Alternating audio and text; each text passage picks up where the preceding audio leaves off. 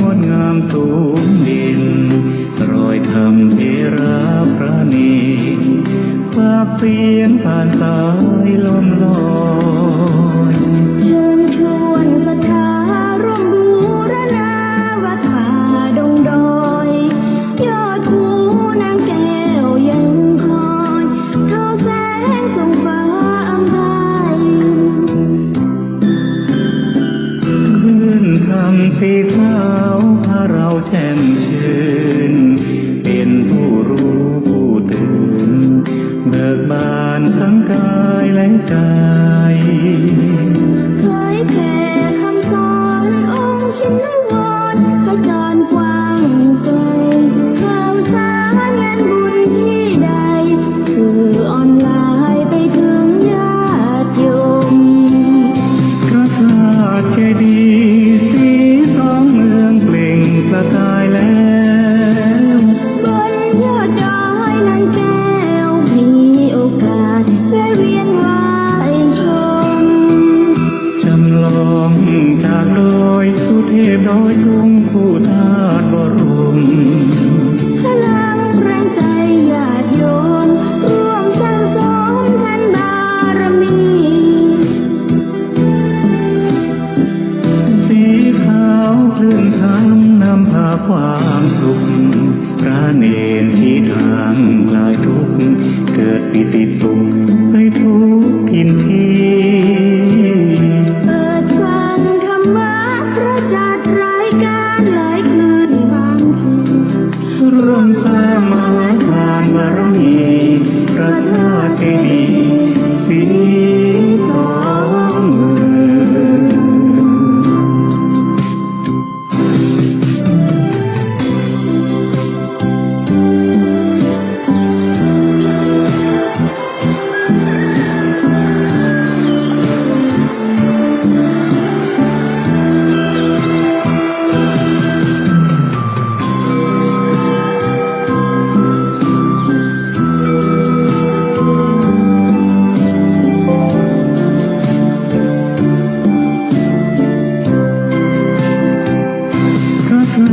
เจดีย์สีสองเมืองเปล่งประกายแล้วบนยอดดอยนางแก้วมีโอกาสแวะเวียนไหว้ชมจำลองจากดอยสุเทพดอยตุงผู้ธาตุบรมพลังแรงใจญาติโยมร่วมสร้างสมทานบารมีสีขาวคลื่นธรรมนำพาความสุขพระเนรที่ทางคลายทุกข์เกิดปิติสุขไปทุกทินที่เปิดฟังธรรมะพระจัดรายการหลายคืนบางคืนร่วมสร้างมหาทานบารมีพระธาตุเจดีย์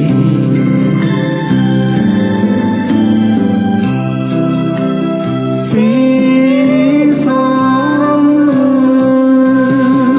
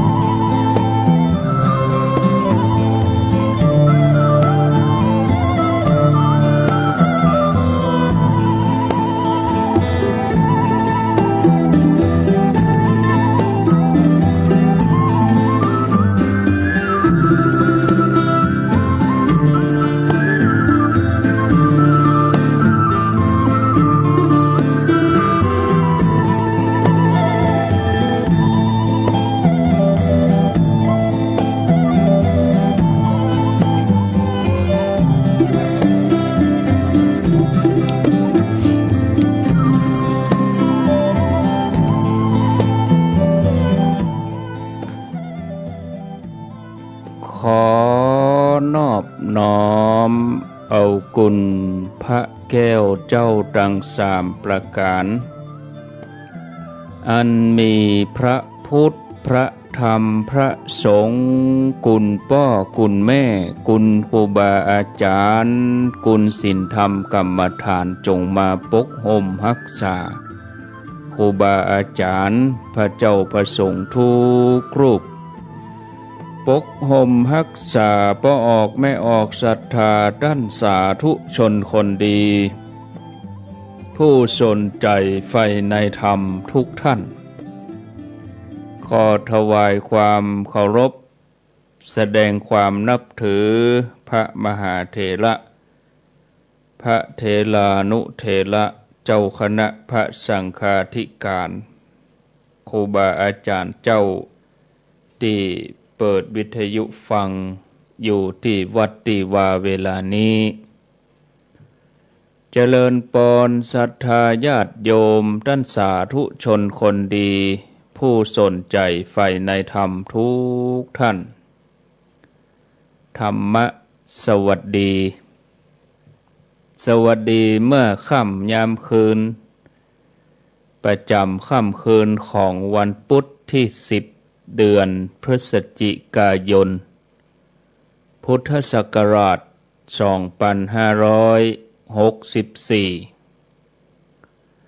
วันนี้เป็นวันเดือนยี่เหนือขึ้น6ค่ำคร่ำว่าเป็นวันพุธกลางสัปดาห์แล้วก็เป็นสัปดาห์กลางเดือนพฤศจิกายนตัวมาพบกับญาติโยมท่านสาธุชนคนดีทั้งหลายในรายการอุจาภาษาธรรมประจำค่ำคืนศรัทธาญาติโยมท่านผู้ฟังทั้งหลายในคืนวันพุธได้มาพบญาติโยมทุกท่านทุกคนดำเนินรายการโดยตนตัวอาตมภาพพระครูอภิวัฒนวิกรมวัดปากตางเจริญตำบลดอยหล่ออำเภอดอยหล่อจังหวัดเชียงใหม่เป็นผู้รับผิดชอบดำเนินรายการมาพบกับญาติโยมทุกวันพุธสัปดาห์ที่1แล้วก็สัปดาห์ที่2ของเดือนส่วนสัปดาห์ที่3แล้วก็สัปดาห์ที่4ทุกวันพุธนี้เป็นของท่านพระเดชพระคุณท่านเจ้าคุณพระสุวรรณเมธีทุกวันพุธสัปดาห์ที่3แล้วก็สัปดาห์ที่4สองพุธไปตั้งหน้านี่อาตมาบ่ได้เข้ารายการจะเข้ารายการกับ2พุธแรกของเดือนฉะนั้นก็ญาติโยมก็คือเข้าใจกันตามนี้ค่ำคืนนี้ก็มีหลายคลื่นหลายสถานีที่เปิ้นรับสัญญาณในทีมงานของคุณดารุณีก็มีดอยหมอกเรดิโอเวียงป่าเป้าเป็นแม่ข่ายกระจายเสียงไปสู่ญาติโยมทั้งหลายทุกที่ทุกแห่งบ่ว่าจะเป็นตั้งเมืองพานพะเยาเมืองปานเมืองแป่เมืองน่านแม่สายแล้วก็ชัยประการอันนี้ทีมงานของคุณดารุณีส่วนตังเมืองฝางแม่อายกะที่วัดพระบาทอุดม100.25เวียงป่าเป้าก็รับฟังได้2คลื่นตั้งเหนือตั้งใต้ตั้งเหนือก็ฟังที่ดอยหมอกเรดิโอตั้งใต้ก็ไหลมาที่แม่ขจานโมเดิร์น 94.5 เมืองลี้กะที่พระธาตุ5ดวง 103.75 ดังในหัวในเวียงเจียงใหม่สันทรายสารปีแม่แตงโดยสะเก็ดหางดงแล้วก็แถบอำเภอเมืองข้ามไปถึงปุ่นดังเมืองจี้ละปูนญาติโยมดังอำเภอเมืองบันทิบันทาก็ฟังได้แล้วก็ยังมีญาติโยมที่ฟังไปตัง เวียงกะหลงเวียงปะเป้าก็ได้สำหรับ 104.50 นี่แม่แจ่มก็วัดบุพาราม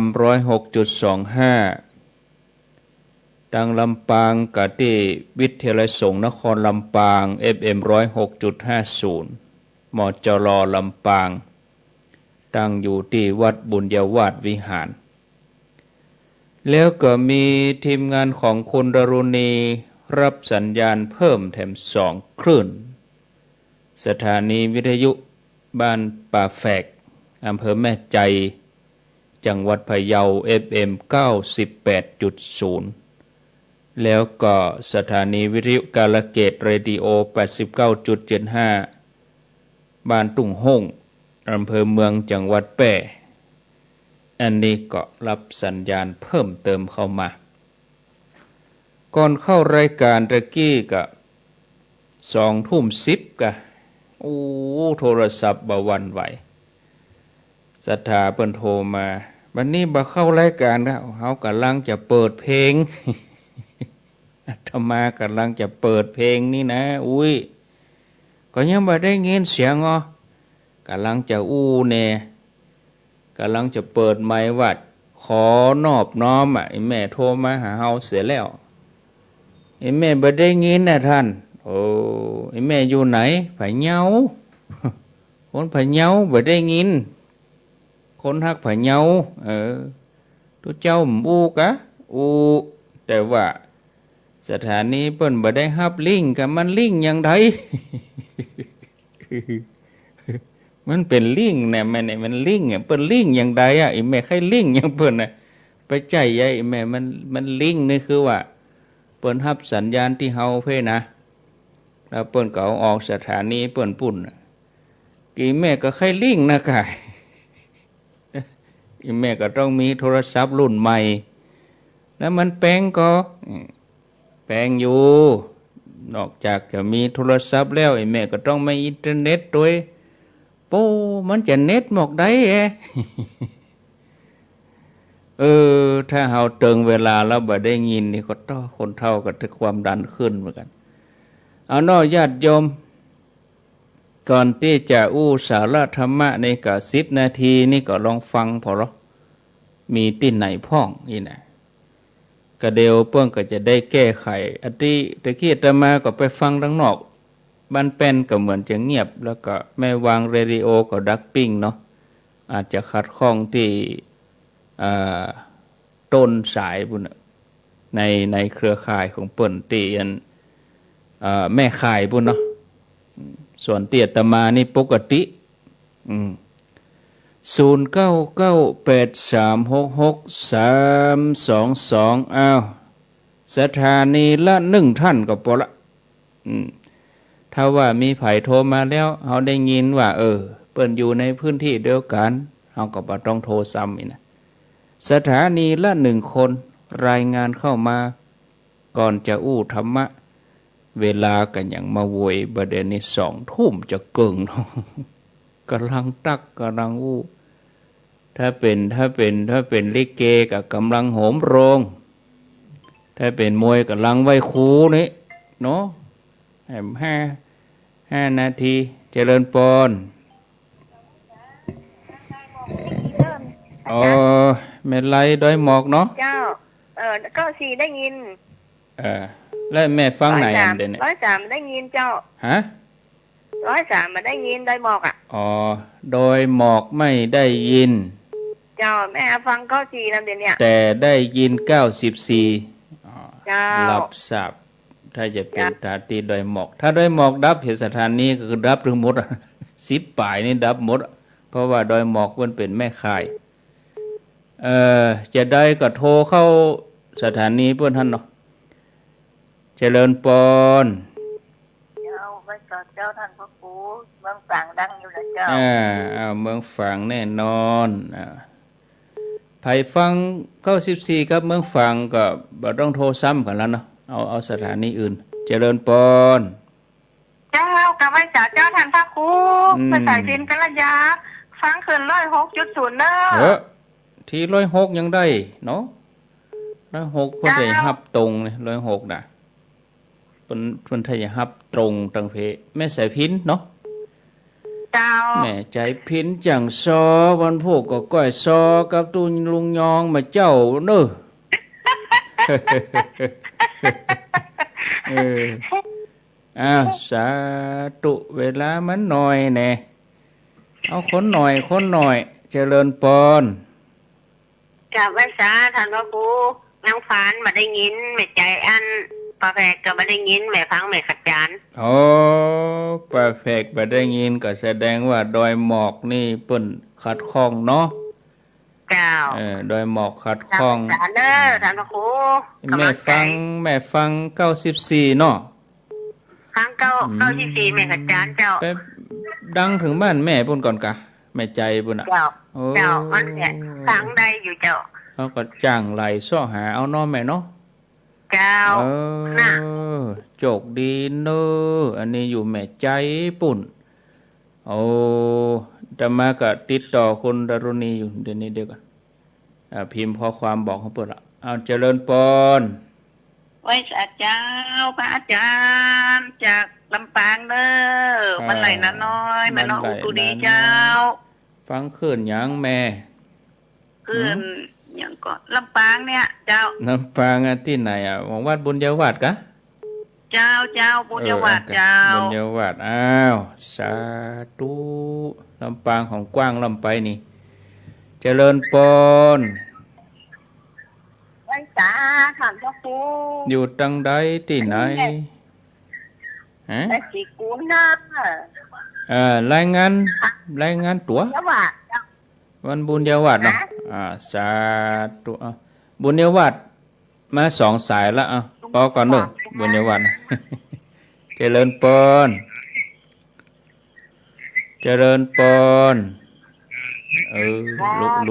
ลุเมาฟังวิทยุอ่ะเรามากับมือโวยกดวางไปเวลาโทรมานี่จะไปเปิดวิทยุดังการีวิทยุลงแล้วก็อู้กับโทรศัพท์นอ0998366322แถม5 นาทีได้อู้ธรรมะยาวเลยครึ่งชั่วโมงเจริญปอน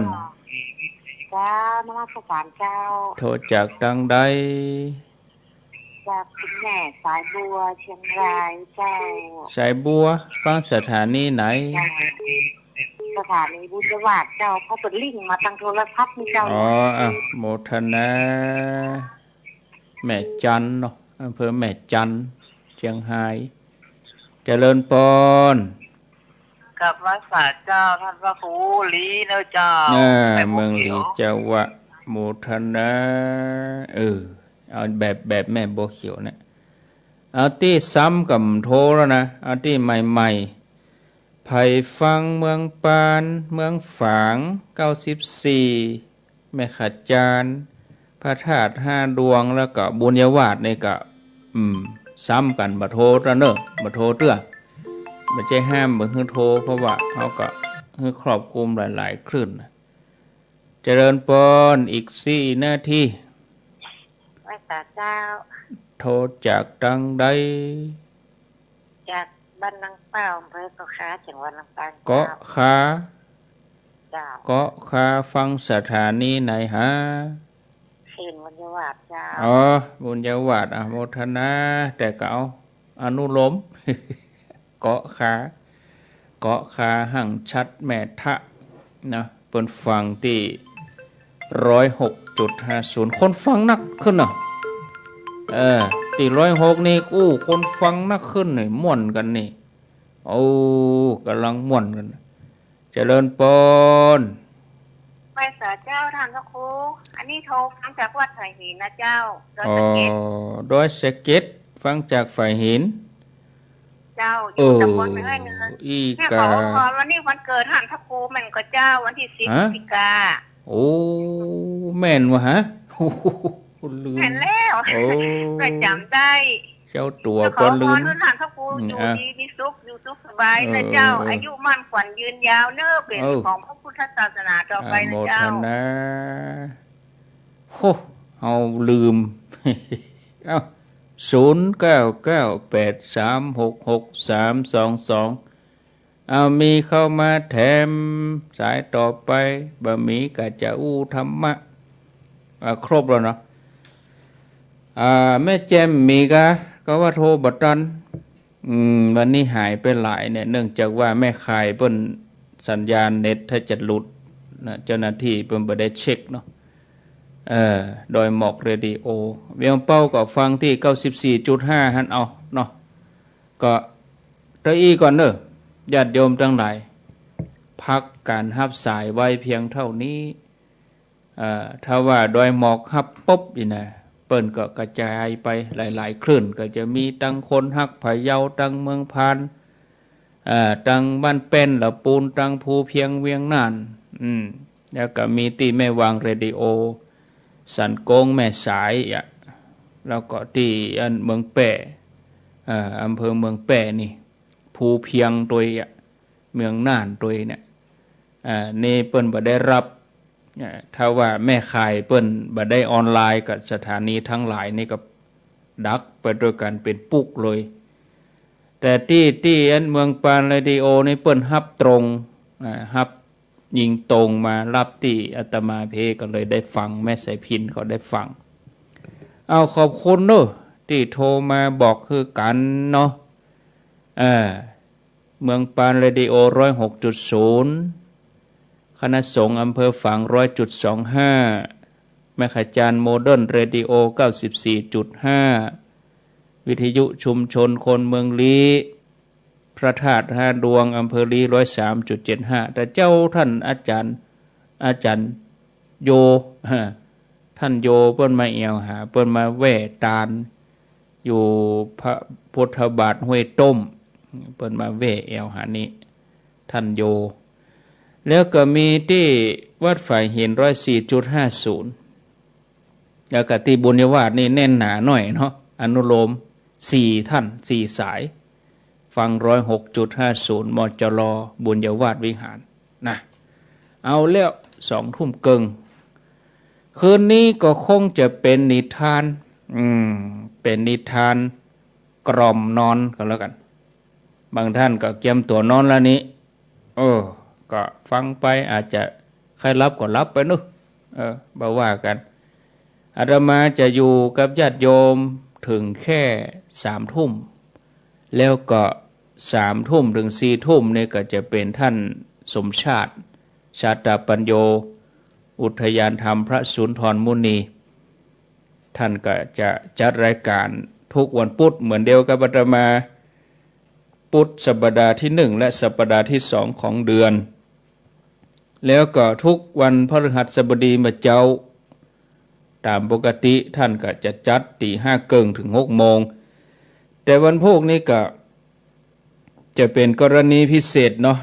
วันพุธนี้ท่านพระมหาสมชาติวัดหนองยาวเวียงเป่าเปิ้นติดธุระเปิ้นก็แจ้งให้อาตมาภาพแล้วว่าวันพุธเปิ้นบ่ได้เข้ารายการอาตมาภาพก็เลยจัดสรรปันเวลาคือท่านสมชาติที่เปิ้นอยู่ลำปางนั้นจัดรายการ 6 โมงถึง 7 โมงเนาะส่วนอาตมาก็จะเข้ารายการเวลาเดิมตี 5 ถึง 6 โมงนะอันนี้ก็แจ้งให้ท่านผู้ฟังทั้งหลายต่อไปนี้จะได้เอาเรื่องป้อกาจอมโลภป้อกาขี้โลภพบกับความพินาศเพราะว่าความโลภและความอกตัญญูความจริงแล้วจะต้องไปเล่าวันจันทร์พุ่นนี่ทุกวันจันทร์เวลาบ่ายแต่วันนี้ถือว่ายกคือญาติโยมได้ฟังเพราะว่าเปิ้นเชื่อมที่104ตัว104ที่ฝ่ายหินตัวเนาะแล้วก็คนที่ฟังออนไลน์ตัวจะไปน้อยใจเนอะฟังออนไลน์ฟัง Facebook YouTube ระบบ YouTube วัดฝ่ายหิน Facebook ตัวแล้วก็บัดเดี๋ยวนี้แปลงแอปขึ้นมาโหลดแอปมาติดตั้งได้ของวัดฝ่ายหินเดี๋ยววันพวกจะทยอยส่งฮื้อเนอะอันนี้เฮาบ่มี คลื่นวิทยุบ่เกี่ยวกันบ่มีสัญญาณบ่ได้โซซ่าอย่างฟังชัดแจ๋วแต่คะแนนมีอินเทอร์เน็ตนั่น มันก็มีค่าใช้จ่ายตัวนั้นแถมแล้วก็ว่าจะทดสอบระบบซูมระบบซูมก็ญาติโยมบางท่านก็เริ่มเรียนรู้กำน้อยเนาะเดี๋ยวขอแล้วการแล้วงานป้นกฐินนี่ก่อนการนั้นเฮาก็จะมาเข้มข้นเรื่องระบบซูมเพราะอาตมาฝึกงานกับคณะสงฆ์ธรรมะเป็นทีมมาเปิ้นก็สอนอาตมานะเอาไปนั่งฟังเปิ้นเขาก็ต้องทำเป็นคนโง่นะเขาต้องโง่เขาต้องเหมือนบอกฮู้อย่างนะเฮียนฮู้ไปกำนันก่อนนะกำนันเข้าท่ากำนันเข้าท่าบัญยากเหรอญาติโยมเนอะบัญยากแต่มันก็ยากสำหรับคนที่ว่าเปิ้นบัถนัดก็บ่เป็นหยังคะแนนเฮามีวิทยุฟังกู้ขนานกันไปก็ก้อยปรับเปลี่ยนไปกำน้อยเนาะก็เหมือนยุคสมัยก่อนเฮาขี่ล้อบัดเดี๋ยวเฮาก็ขี่รถลุกบัดเดี๋ยวมันเป็นยุคดิจิตอลอันที่เฮาฟังกันถึงวันนี้เป็นอนาล็อกอย่างทีวีน่ะ3579แต่ก่อนปีกทีวีนี่เป็น2-3 วาพุ่นกากลางปีกเอาสายลงมาลุ่มจะพอช่อง7ลงไปหมุนจะพอช่อง5ก็ลงไปหมุนมันอยู่คนที่สถานีเขาเนาะลายโซซ่าโอ้ฟอทีวีเมื่อก่อนเนาะใจเสาไม่สร้างอย่าเจาะหูอย่าบิดมัดแน่นกับบ่ได้มันเกิดยากจะไปบิดเดี๋ยวก็คนเท่านะก็จะพอหนังละอ่อนก็จะพอการ์ตูนเนี่ยบิดไปบิดมา อันนั้นก็จะพอช่อง7อันนั้นก็จะพอช่อง3อย่างแล้วก่อนต่อมากับเสาตัวนั้นนี่เพื่อนจะเอาถังเป้ลูกถังเป้ขวบบนท่านเวลาฝนตกมาจะเบื่อเสามันพั่ว เอามาพอนะ เอาไว้ปดสูงกระลึงกระล่างมาก็ต้องปิดปิดถอดปลั๊กวิวัฒนาการต่อมาประเด็นนี้ทีวีเอาก็หันจานดาวเทียมใหญ่ขนาดเมื่อก่อนจานดำเอาใหญ่เติ้นเวินบ้านหลังใดมีจานดาวเทียมในรถสุดยอดติดไว้หลังบ้านบ่ติดต้องเอาไว้หน้าบ้านนี่จานนี่เปิดติดจานดาวเทียมตัวนี้10,000 ปลาย ขั้นต่ำประเด็นนี้จานนี่น้อยไปลาดตำราบัดเดียวทีวีกับบ่ใครพอไปอยู่ที่มือถือกันหันมดย่อโลกในฝ่ามือมีหันมด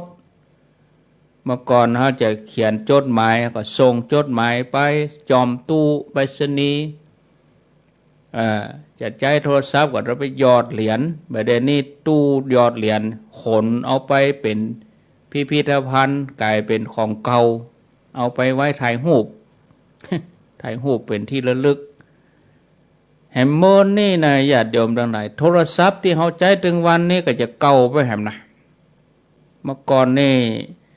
โทรศัพท์ใหญ่กระดูกหมาเนาะรุ่นกระดูกหมาติดเอวเติ้นเวินจักมากดกำนี่มันโก้แดนคอโมโตโรล่ากดมีเสียงด้วยเนาะตืด จกมาล่ะ สาระตำราจุให้หมู่เดียวกันโทรหา เดี๋ยวอันคิงโทรหาเนอะจะไปอยู่ด้วยเขา ถ้าได้โทรหามีเสียงโทรศัพท์หน่อยเนี่ยจกมาละ แล้วก็ข้อความนี่บ่มีโทรศัพท์นี่ใจแพ็กลิงก์แพ็กลิงก์นี่ก็มอกฝ่ามือนี่แล้วก็ติดแอวนี่โตไปที่ไหนติดฮันเติร์นเวิร์นเอาแมนออกเสียหรอแพ็กลิงก์นี่นะก็เดี๋ยวข้อความมาละติลิดกดพอแน่โทหมูนี่หายหมดแล้วเดี๋ยวนี้หมดลึง หมดเรื่องหมดเสียงก็ไปอยู่ในโทรศัพท์ปุ่นหมด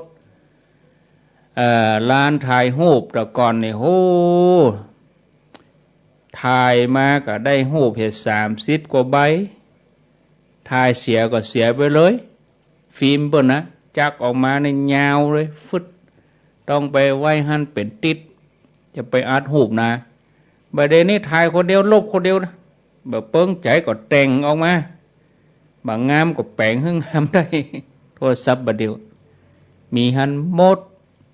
ตึงทีวีตึงกล้องถ่ายรูปตึงวิทยุตึงเป็นสถานีสำหรับตัวเองก็ได้นี่โอ้เอาก็มาปะเห็นบัดเดียวนี้น้อศรัทธาญาติโยม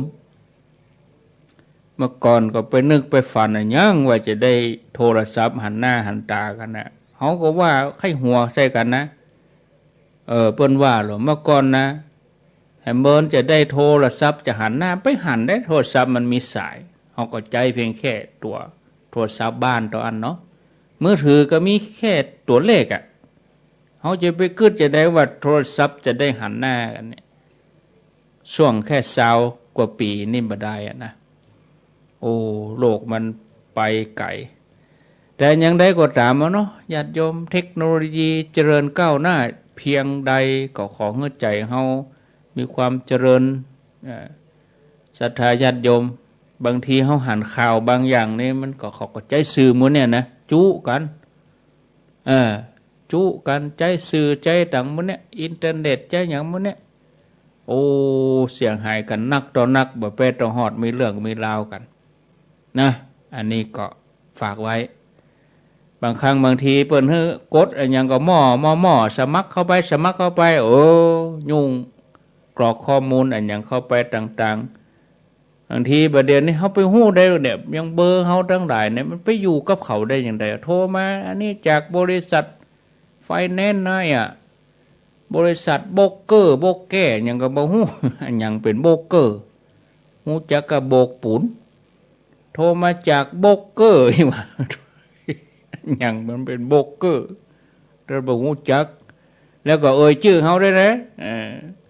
ดิฉันกำลังเรียนสายกับคุณนี้ใช่ไหมแม่นแล้วเขาก็อู้ไปจนนัก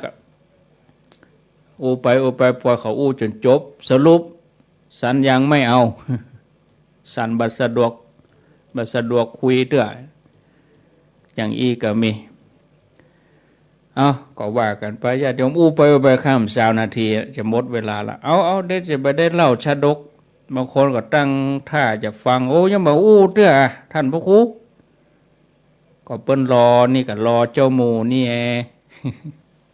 รอดอยหมอกเรดิโอประเด็นนี้ดังแล้วเนอะขอบคุณเนอะเจ้าหน้าที่เทคนิค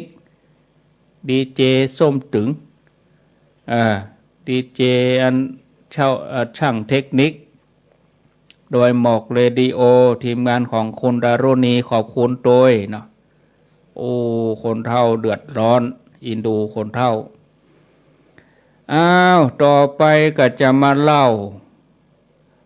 เรื่องป้อกาจอมโลภพบความพินาศเพราะความอกตัญญู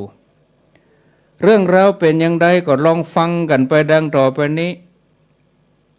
ในอดีตการมีป้อกาจากแคว้นต่าง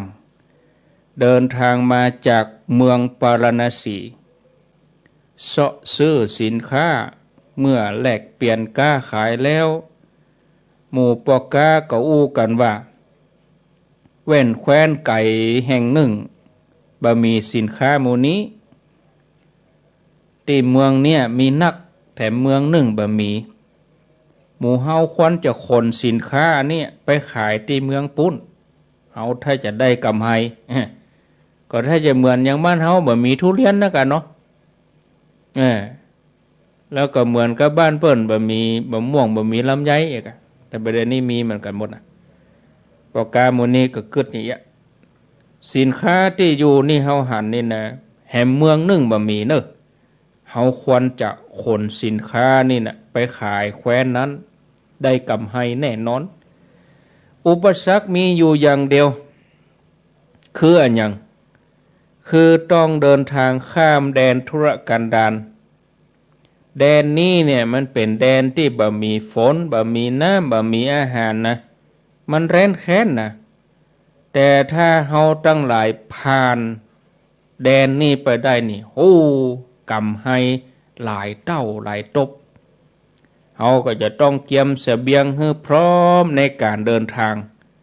เฮาจะข้ามไปได้แน่นอนแล้วหมู่เฮาก็จะได้ค้าขายอย่างได้กำไร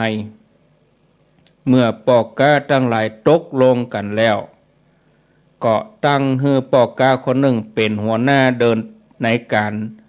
หัวหน้าทีมในการเดินทางครั้งนี้ไปกาไปขายแล้วก็จ้างหมู่ขบวนกองเกวียนเจ้าเมืองปาราณสีให้ขนสินค้าโดยการเดินทางครั้งนี้เนี่ยมีขบวนล้อถึง500กันตามลักนี่ล้อเปิ้นห้องเป็นเล่มนะ500เล่มเกวียนหรือว่าล้อเอาก็เอาเป็นกันนะง่ายดีเนาะญาติโยมทั้งหลายหมู่ป้อกาทั้งหลายก็เดินทางเข้าไปที่เขตธุรกันดารก็ถึงบ่มีแต่ศรัทธาญาติโยมบ่มีน้ำบ่มีอาหารบ่มีบ้านคนป่าก็บ่มีแต่ว่าไปปะใส่ต้นไม้ต้นไทรต้นหนึ่งขึ้นต่างงานอยู่หันเขียวขจีอยู่ท่ามกลางดินแดนธุรกันดารนั่นหมู่ป้อกาก็เลย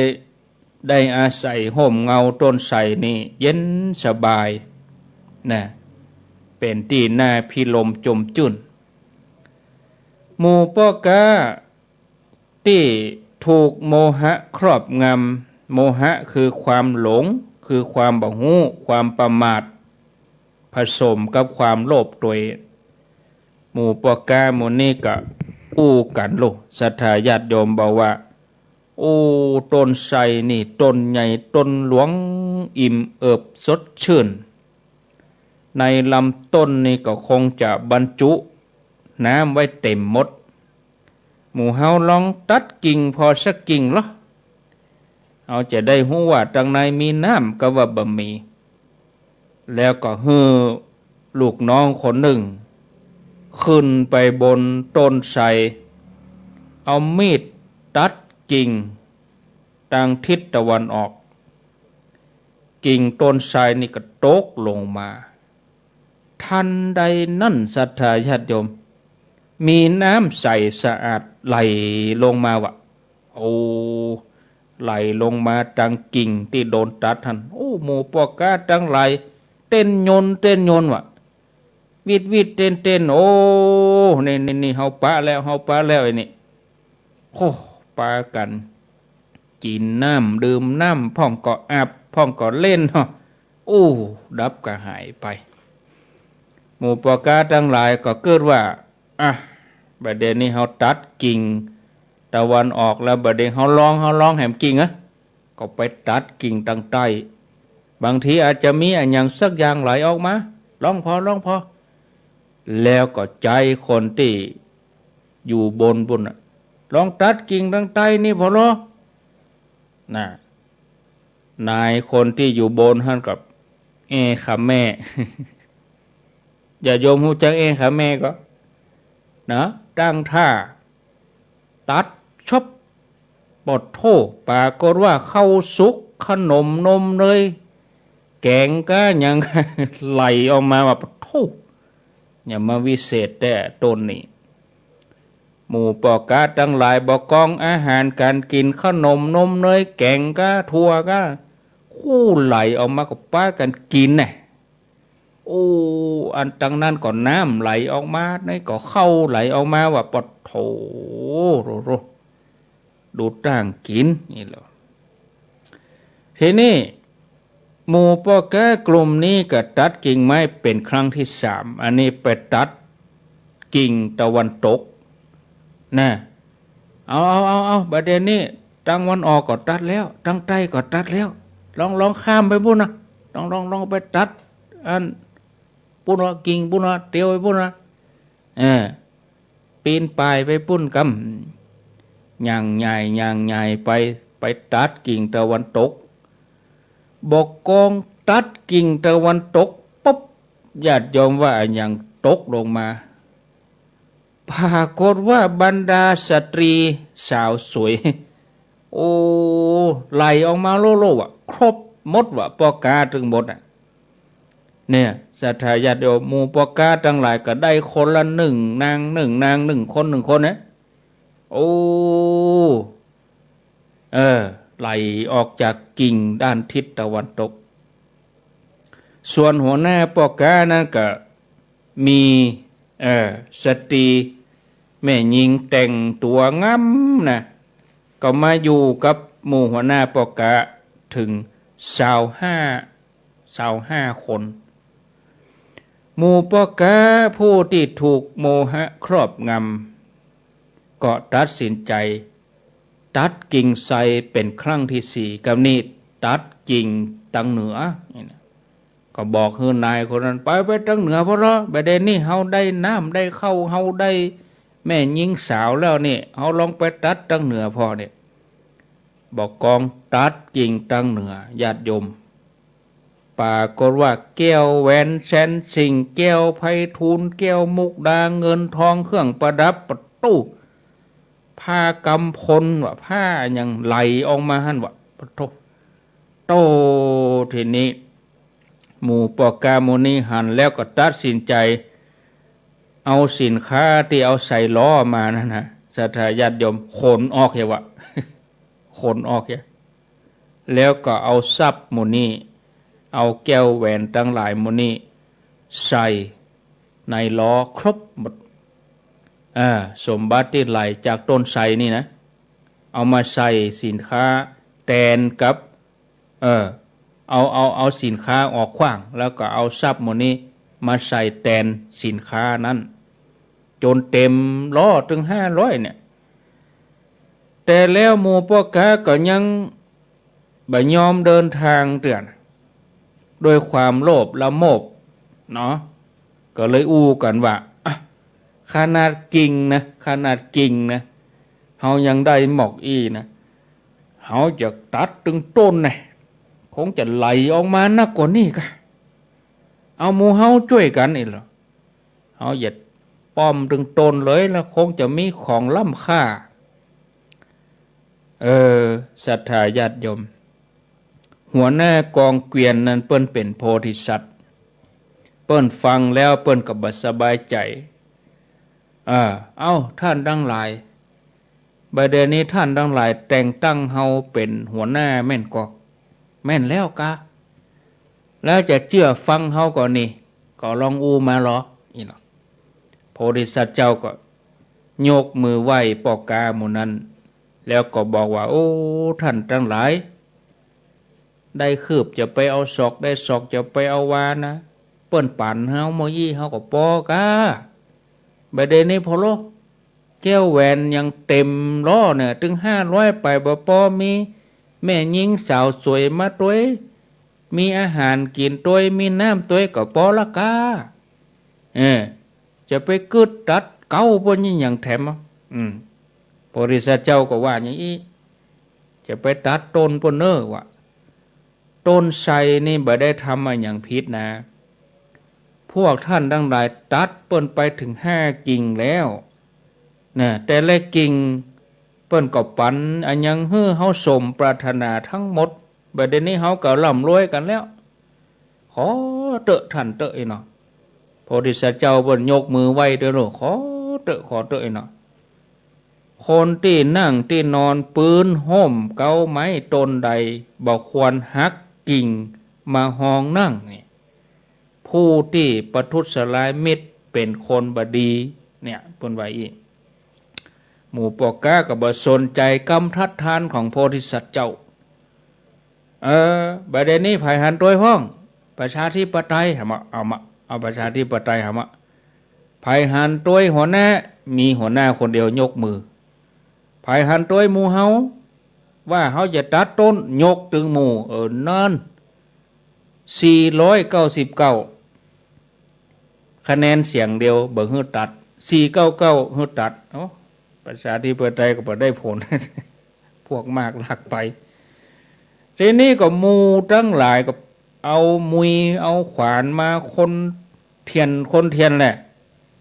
เกียมที่จะตัดโค่นต้นไทรนี่ตอนนั้นนี่ศรัทธาญาติโยมพญานาคก็หันการกระทำของปอแก้หมู่นั้นกำลังเตียวเข้าไปจะเข้าไปตัดต้นไทรแล้วพญานาคนี่ก็เกิดว่าโอ้ตอนที่หมู่เขาลำบากเฮาก็บันดาลให้เขาสมปรารถนาให้เขากูอย่างบัดนี้เขาจะมาตัดต้นไทรขว้างนะด้วยความละโมบนะจะฆ่าให้ตายหมดนี่บ่เว้นเฮาก็จะเว้นเพียงแค่หัวหน้ากองเกวียนนี่คนเดียวกันละแล้วพญานาคก็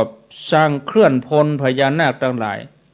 แปลงกายเป็นทหารสวมสุดเกาะหรอศรัทธาญาติโยมปดโทมีธนูมีหอกมีดาบแล้วก็มีหัวหน้าขบวน25นายเต่ากับหัวหน้าปกะพ่องก็กำธนูพ่องก็หากำมีดดาบแปลงโล่แปลงยัง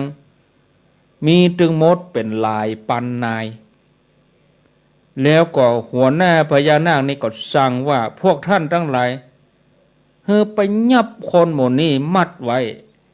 แล้วก็ฆ่าเนี่ยบัดทางเฮือรอดชีวิตละบัดทางเฮือเหลือเว้นเสียแต่นายคนนั้นคนเดียวอันเป็นหัวหน้ากองเกวียนหัวหน้ากองเกวียนนี่เปิ้นเป็นโพธิสัตว์ลูกเนาะเมื่อหัวหน้าพญานาคสั่งอย่างอันบรรดาพลพรรคทั้งหลายก็ทำตามคำสั่งป้ากันยับหมู่ปอกกาทั้งหลายยับแล้วก็ฆ่านะเหลือก้าหัวหน้ากองเกวียนโพธิสัตว์เจ้าคนเดียวแล้วก็ช่วยปาเคลื่อนขบวนล้อบรรทุกทรัพย์สินต่างๆปีกเมืองปารณสี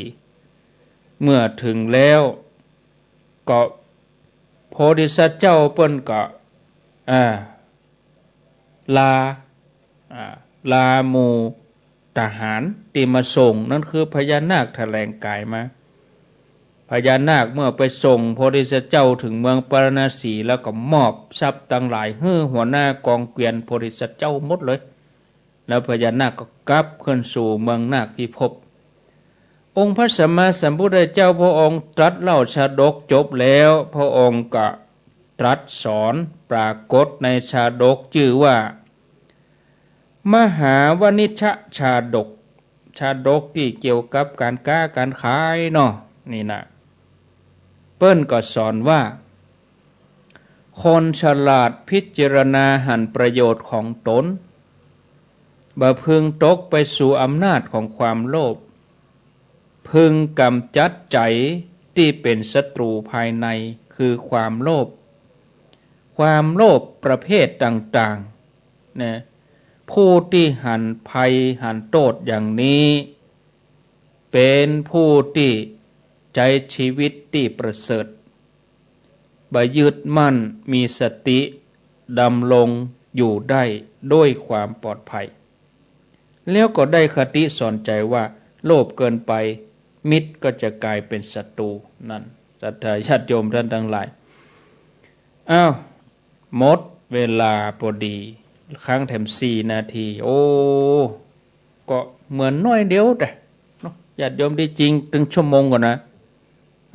ก็อาตมารอเวลาก็20 นาทีเนาะตะกี้แล้วก็วางสายเช็คคลื่นแถม10 นาทีก็2 ทุ่มครึ่งตอนนี้เวลาจะ3 ทุ่มก็เดี๋ยวก็คงจะเลยเวลาท่านสมชาติไปนิ้วแบบนิ้วเนาะประมาณ5 นาทีอีกนะตอนรับท่านผู้ฟังในเครือข่ายทีมงานของคุณดารณีขอโทษแทนเปิ้นด้วยเนอะเพราะบางครั้งบางทีก็ขัดข้องทางด้านเทคนิคเนาะขออภัยแทนเจ้าหน้าที่สถานีประเด็นนี้ออกหมดแล้วเนาะบ้านแป้นเรดิโอแม่วังเรดิโอป่าแฝกแม่ใจสถานีใหม่ที่การะเกดเมืองแป่ออกพร้อมกันหมดแล้วส่วนญาติโยมทางเวียงป่าเป้าก็โชคดี วันนี้ออก2คลื่นกู้ขนานตึงเหนือตึงใต้ทางเหนือปุ่นก็ดอยหมอกเรดิโอทางใต้เพก็แม่ขจานโมเดิร์นเนาะโอ้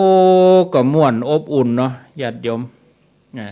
ในค่ำคืนนี้กับ22สถานีเอาลองฟังญาติโยมประมาณสัก5ท่านก็พอ0998366322จากที่ไหนตั้งได้รายงานตัว5ท่านครบก็จบอาตมา จะได้ลาญาติโยมเสร็จแล้วก็จะได้ต่อสัญญาณไปที่ท่านสมชาติชาตปัญโยอุทยานธรรมพระสุนทรมุนีต่อไปเอามีก็เดี๋ยวเปิดโทรศัพท์ก่อนเนาะเปิดโทรศัพท์ก่อนหมายเลขนี้เนอะ0998366322หมายเลขนี้โทรเฉพาะอาตมาจัดรายการถ้าตนอื่นก็ฟังเปิ้นจะบอกเบอร์ของเปิ้นปุ้นเจริญปอนสายที่1จากที่ไหนรายงานตัวอันนี้บ้านปางตำบลชิงลังเขาจะคำใต้สถานีจันทนี้คุณฮักเขาเยาเลยเจ้าชัดเจนแล้วดอกคำใต้เนาะแม่แสงทองเนาะเจริญปอนเอา5สายก็พอละเนาะเจริญปอนโทษจากไหนจากลำปางเจ้ามาหน่อยศิลาทองฟังขึ้นไหนรายงานตัวขึ้นบุญยวัดเจ้าบุญยวัดเนาะโอทนาฟังกันทุกวันลืมถามเปิ่นมาเจ้าได้ฟังก็เจริญปอนสายที่3กราบไหว้สาเจ้าสาพระครูจากที่ไหนรายงานตัวแม่เจนจีลามันตินอำเภอดอกคำใต้จังหวัดพะเยาเจ้าดอกคำใต้เนาะแม่เจนจีลาเนาะเหนียวแน่นเป็นน้องพะเยาดังเดิมแท้ๆนี่นะโมทนากำลังจะม่วนกันเนี่ยเมษาปีหน้านี่หายไปจัดหลายนี่จากลูกเจ้าจากที่ไหน104เจ้าฟัง104เจ้าโทษจากที่ไหนเนาะ104เจ้า104เจ้า104กาแฟเจ้าโมทนาอีกาในเวียงโทผ่องชากาแฟเจริญปอนโยมนาโทษจากไหนฮะบ้านปางนิ้วเป้าฟังสถานีไหนสถานีหยังวันนี้ฟังขึ้นของอาจารย์โมเดลเจ้า94โมทนาเอาอินดูป่ะนะบุญมายุนสุดท้ายแล้วเจริญปอนบูก็วางไปจบข่าวเอาละเด้ออินดูป่นเดี๋ยวโทรหาท่านสมชาติปุ่นเด้ออาตมาลาไปก่อนเนาะญาติโยมเดี๋ยวก้อยโทรหาท่านสมชาติปุ่นเอาก็ขอนำรายการจากลาท่านผู้ฟังไปก่อนพวกจะได้ลูกเจ้าอยู่นะก็มันเจ้าของเขาอาตมาตี 5มันพวกตุลุงยองกะตี 3เป็นรายการตุลุงยองขอบคุณทุกท่านทุกคนขอบคุณทุกคลื่นเจ้าหน้าที่ทุกท่านที่ได้เป็นธุระเนาะไม่ว่าจะเป็นเจ้าหน้าที่ที่เป็นพระคุณเจ้าพระภิกษุที่ทุ่มเทที่เป็นเบื้องหลังปิดทองหลังพระในการที่จะนำสัญญาณนี้ไปให้พ่ออุ้ยแม่อุ้ยคนเฒ่าคนแก่ได้ฟังเปิ้นม่วนใจยังใดสถานีก็ขอให้เป็นบุญเป็นกุศลสำหรับทุกท่านเนอะคนเฒ่าคนแก่เปิ้นฟังแล้วเปิ้นก็ม่วนอกม่วนใจเนี่ยก็ขอขอบคุณโดยรายการต่อไปก็ติดตามฟังพระคุณเจ้ารูปต่อไปท่านสมชาติชาตปัญโยอาตมาก้อยมาปะกับศรัทธาญาติโยมแห่งใหม่เดือนหน้าพุ่นเด้อเมื่อคืนนะพูดหน้านี่เป็นท่านเจ้าคุณสุวรรณเมธีอาตมาก้อยมาปะเดือนธันวาปะแห่มกรรมกับเข้ากรรมพุ่นนะเนาะ1ธันวาแล้วก็จะได้เข้ากรรม ที่ม่อน42เมือง8ถึง11 12ก็บรรจุพระธาตุที่ม่อน42เมืองแล้วก็วันที่9 มกราคมปี65อันนี้ก็ฝากเชิญชวนไว้ล่วงหน้าเนาะเราจะได้ร่วมบุญกันที่ FM 104.50 วัดฝ่ายหินเนาะโชคดีมีใจอายุวันโนสุขังปลัง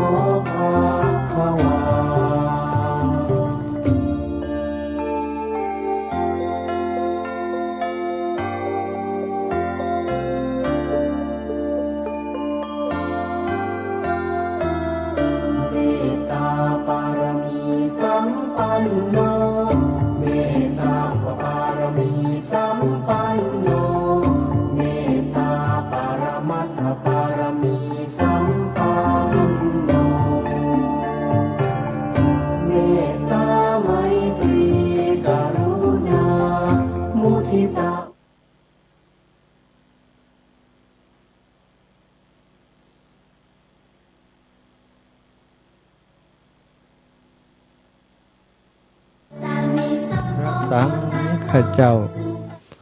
ได้มาปกเก่าเกษาปกห่มรักษาครูบาอาจารย์พระมหาเถระพระเถรานุเถระ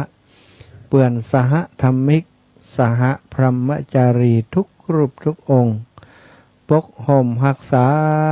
บรรดาศรัทธาสาธุชนผู้สนใจใฝ่ในธรรมทั้งหลายที่ได้ติดตามรายการอูจาภาษาธรรม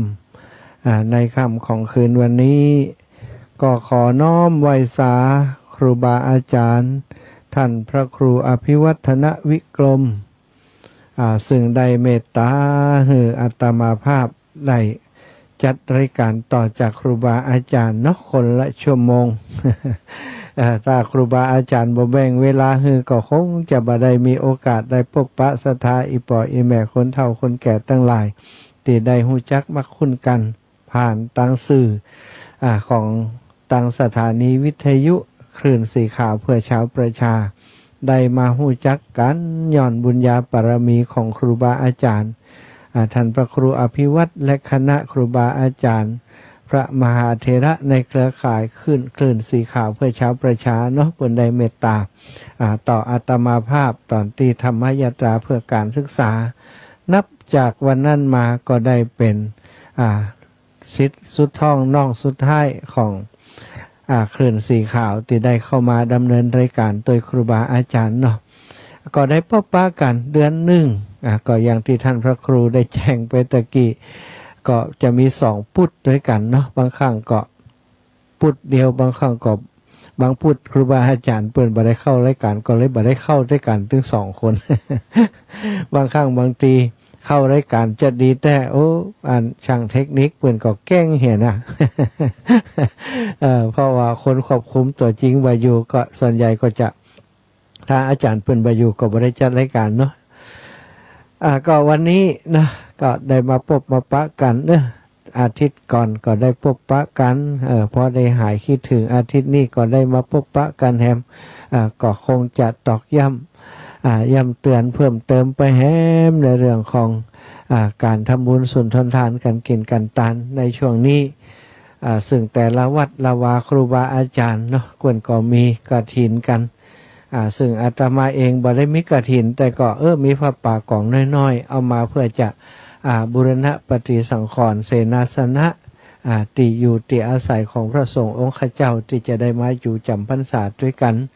ในพรรษาต่อไปหรือว่าผู้แสวงบุญผู้ปฏิบัติธรรม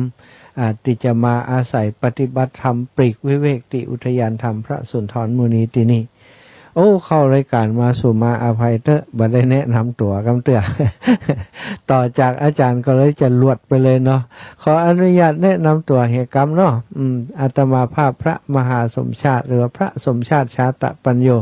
อุทยานธรรมพระสุนทรมุนีเนอะบ้านตกหัวจ้างบ้านหัวต้งสามัคคีตำบลพระบาทอำเภอเมืองจังหวัดลำปางสถานทั้งหลายพี่น้องเวียงป่อปอวังผ่องเกยมาแอวละเนาะพี่น้องตังเมืองฝางสายงานของตังโยมแม่จงดีบ่ได้มาแต่ว่าได้มาเป็นเจ้าภาพปลูกต้นไม้พระเจ้าหาพระองค์ตัวหลายท่านละพี่น้องตังเมืองฝางเนอะก็บ่ลืมกันเนาะได้มาช่วยเหลือในการพัฒนาอุทยานธรรมพระสุนทรมุนีกับอาตมาภาพมาสร้างบุญสร้างกุศลด้วยกันที่นี่วันหน้าวันตาก็คงจะได้มาแอวกันโอ้อุทยานสุนทรมุนีมันอยู่ตั้งใดฮะนะหลายคนก่อนนึกบ่ออกเนาะวันหน้าก่อนเนอะถ้าโควิดมันไม่สร้างไม้แควนไปก็จะได้มาปะมาพบกันมาแอวหากันมาพอต้นไม้ติได้เป็นเจ้าภาพแล้วก็อาตมาปลูกไว้ฮื้อบัดเดียวนี้นะบัดเดี๋ยวใกล้จะเข้าแล้งเราก็จำเป็นต้องเตรียมน้ำก็ดีใจว่าระบบน้ำพร้อมละเนาะบอกกว่าละก็ตัดหญ้าดูแลเปิ่นไปเลี้ยงต้นไม้ไป สถานทั้งหลายในสถานีวิทยุที่จัดอยู่ทุกวันนี้เนาะก็ได้เพิ่มคลื่นนะคลื่นของจังหวัดลำปางนี้ได้มาแห่มสถานีก็ได้ออกอากาศไปรวมเป็นเวลารวม2 เดือนละ2 เดือนแต่ว่าตีเต็มนี่ก็คงจะเป็นประมาณสัก1 เดือนตีผ่านมาก็สัญญาณคลุกคลักไปผ่องอย่างไปผ่องประเดี๋ยวนี้ก็ขอว่าขอให้เปิดเจ้าน้อยพี่น้องตังลำปางเพื่อนจะได้ฟังตอนตี3ตี4อย่างตีเท่าจัดรายการกันเนี่ยเนาะตุลุงย้องก็ดีท่านครูบาอาจารย์ที่เปิ่นจัดรายการตอนเจ้าศรัทธาญาติโยมตึงทุกที่ทุกแห่งเปิ่นก็ฟังกันนักกันหลายอยู่ก็อยากจะให้ตังสถานี 106.50 เป็นขยายเวลาก็จะประชุมกันก็ยังบอกประชุมเต็มเดียวเนาะถ้าได้ประชุมกันเมื่อใดก็จะอู้จากันว่าขอเพิ่มเวลามาจะมีการใช้จ่ายจะได้ก็จะได้ช่วยกันทุกวันนี้ก็มีศรัทธาญาติโยมที่เปิ่นเข้าใจเนาะว่าถ้าจะมีการใช้จ่ายในการดูแลการน้ำการไฟอย่างของตั้งสถานีตั้งเพศพ้องอีนะเปิ่นก็ให้หอมมาพอสมควรอยู่ส่วนใหญ่ก็ยังเป็นงบประมาณส่วนตัวไปบิณฑบาตมาไทยผ่องก็เก็บหอมรอมริบเอาเป็นบริการเนาะที่ใจสอยตั้งทีมงานสถานีวิทยุของ106เปิ่นช่วยดูแลคือก็ได้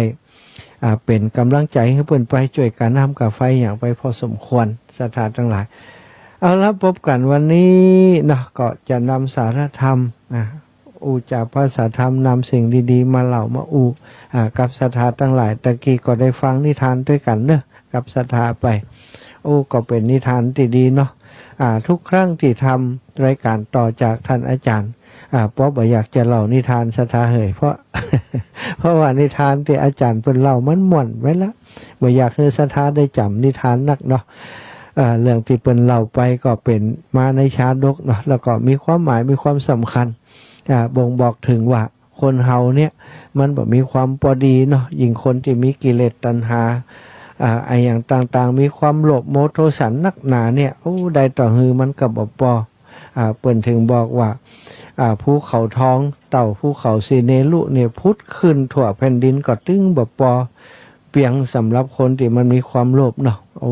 บ่ฮู้จักปอนะสุดท้ายก็เกิดความวิบัติหรือว่าความวินาศชิบหายขึ้นกับชีวิตและทรัพย์สินของตัวเก่าไปหมดเนี่ยก็เป็นสิ่งที่ดีเนาะในนิทานหรือว่าชาดกที่เปิ่นนำมาเล่าที่เปิ่นพระอัฏฐกถาจารย์ก็ดีที่เปิ่นประพันธ์ที่เปิ่นรจนาไว้มันมีประโยชน์ศรัทธาบางเรื่องบางราวก็มาจากพระโอษฐ์หรือว่าพระพุทธองค์เปิ่นตรัสไว้เลยก็เอามาขยายเพื่อจะฮือศรัทธาเปิ่นฟังง่ายบางครั้งบางทีมีบรรทัด2 บรรทัดเปิ่นก็แต่งเติมเพิ่มออกมาเพื่อให้มันได้อรรถรสได้สาระอย่างเพิ่มขึ้น ได้ฟังจากครูบาอาจารย์เราก็ม่วนดีเนาะศรัทธาทั้งหลาย อาตมาก็เป็นแฟนรายการของครูบาอาจารย์เปิ้นเล่านะนิทานชาดกอย่างต่างๆที่เปิ้นเล่านี่มันฟังง่ายแล้วมันจำได้ง่ายดีนะเอาแล้ววันนี้นะวันนี้บอกเป็นนิทานก็แล้วกันจะเป็นเรื่องเกี่ยวกับชีวิตของคนเฮาทุกวันนี้ศรัทธาทั้งหลายคนบัดเดียวเนี้ยบ่ค่อยมีความมั่นคงแสวงหาความมั่นคงแต่บางคนนี่ความมั่นคงของชีวิตคืออย่างบ่ฮู้นะก็ไปแสวงเอาสิ่งอื่นมาเป็นความมั่นคงไปเคารพนับถือพูดผีปีศาจพ่องไอ้ยังพ่องเนาะไปเจือเรื่องจกชะตาราศีไปดูดวงดูเรื่องไอ้ยังต่างๆไปส่งเคราะห์เดาะนามสะเดาะเคราะห์ไอ้ยังต่างๆไปเจือสิ่งหมู่นั่นไปซึ่งในสมัยพุทธกาลนั้นพระพุทธองค์ก็บอกว่าสมัยก่อนเนี้ยก่อนที่พุทธศาสนายังบ่เกิดขึ้นกันแต่คนเนี่ยไปเจือจะปะสะเป็ดเจือต้นไม้พอกเจือต้นไม้เจือภูเขาเนาะเจือจอมปลวกเจือสะปะสะเป็ดเจือพูดผีปีศาจเอามาเป็นสรณะติเปิงแต่พอพระรัตนตรัยเกิดขึ้นมาคนก็เลยตาสว่างจากติดเจือพูดผีปีศาจไปบวงสรวงไปเส้นไหวอย่างต่างๆนี่มันแบบเป็นสิ่งที่ดีมันเป็นสิ่งที่ลั่งแต่จะทำให้เฮามีเวรมีกรรมมีบาปหนาขึ้นไปแทนที่จะเป็นติปึงครับว่าใจสกรรมกับเป็นทำให้เฮาล่มจมลงไปแต่ถ้าเข้ามาถึงพระรัตนตรัยมีพระพุทธพระธรรมพระสงฆ์เป็นสารณะเป็นติปึงนั้นก็จะทำให้คนและสัตว์เทวดาทั้งหลายนั้นพ้นจากทุกข์พ้นจากความโลภความโกรธความหลงพ้นจากวิบากกรรมอันเป็นกรรมดำก็คือได้ทำกรรมดีได้ทำกรรมขาวก็จะไปสู่สวรรค์สู่วิมานอันนี้ก็คือถ้าเป็นสรณะอย่างอันก็ถือว่าเป็นที่พึ่งเป็นหลักประกันที่โอเคอยู่เป็นหลักประกันที่ถูกต้องแต่ว่าคนในยุคสมัยนี้ศรัทธาทั้งหลายยิ่งเมื่อนานเข้าไปเนาะคนก็ห่างไกลจากสรณะจากที่พึ่งอันประเสริฐนี้ไปทุกทีไปคนถึงวันนี้แทบจะบ่ฮู้เลยว่าความสุขที่แท้จริงของชีวิตของเฮาคือหยังบางผ่องเกิดมานี่ก็ยังบ่ได้ถามตัวเก่าด้วยซ้ำไปว่าเฮาเกิดมาเพื่อบ่หยังเกิดมาจากนี่เฮาต้องการบ่หยังชีวิตที่แท้จริงนี่เฮาต้องการอะไรหยังบางคนก็คงจะต้องการแค่ความสุขที่อยู่ในโลกไปวันๆต้องการจะมีทรัพย์เฮือนักทรัพย์เฮือมากมายมหาศาลแสวงหาทรัพย์สินเก็บเล็กผสมน้อยกล้าขายมาอย่างบางของก็กล้าขายสุจริตก็ดีไปแต่บางของนี่กล้าขายสุจริตมันบ่ล่ำบ่รวยก็ไปกล้าสิ่งที่มันเป็นของบดีอย่างเช่นการกล้ายาเสพติดการกล้าขายที่มันบ่ถูกต้องตามกฎหมายก็มีนะกล้าขายอาวุธก็ดีกล้าขายชีวิตคนชีวิตสัตว์กล้าขายของเครื่องดื่มเครื่องมึนเมาอะไรอย่างต่างๆซึ่งสิ่งมูนี้ในฐานะที่เฮาเป็นพุทธศาสนิกชนเป็นคนที่นับถือพระธรรมคำสั่งสอนของพระพุทธเจ้าควรจะหลีกเว้นจากวณิชชาหรือว่าการกล้าที่มันจะทำลายชีวิต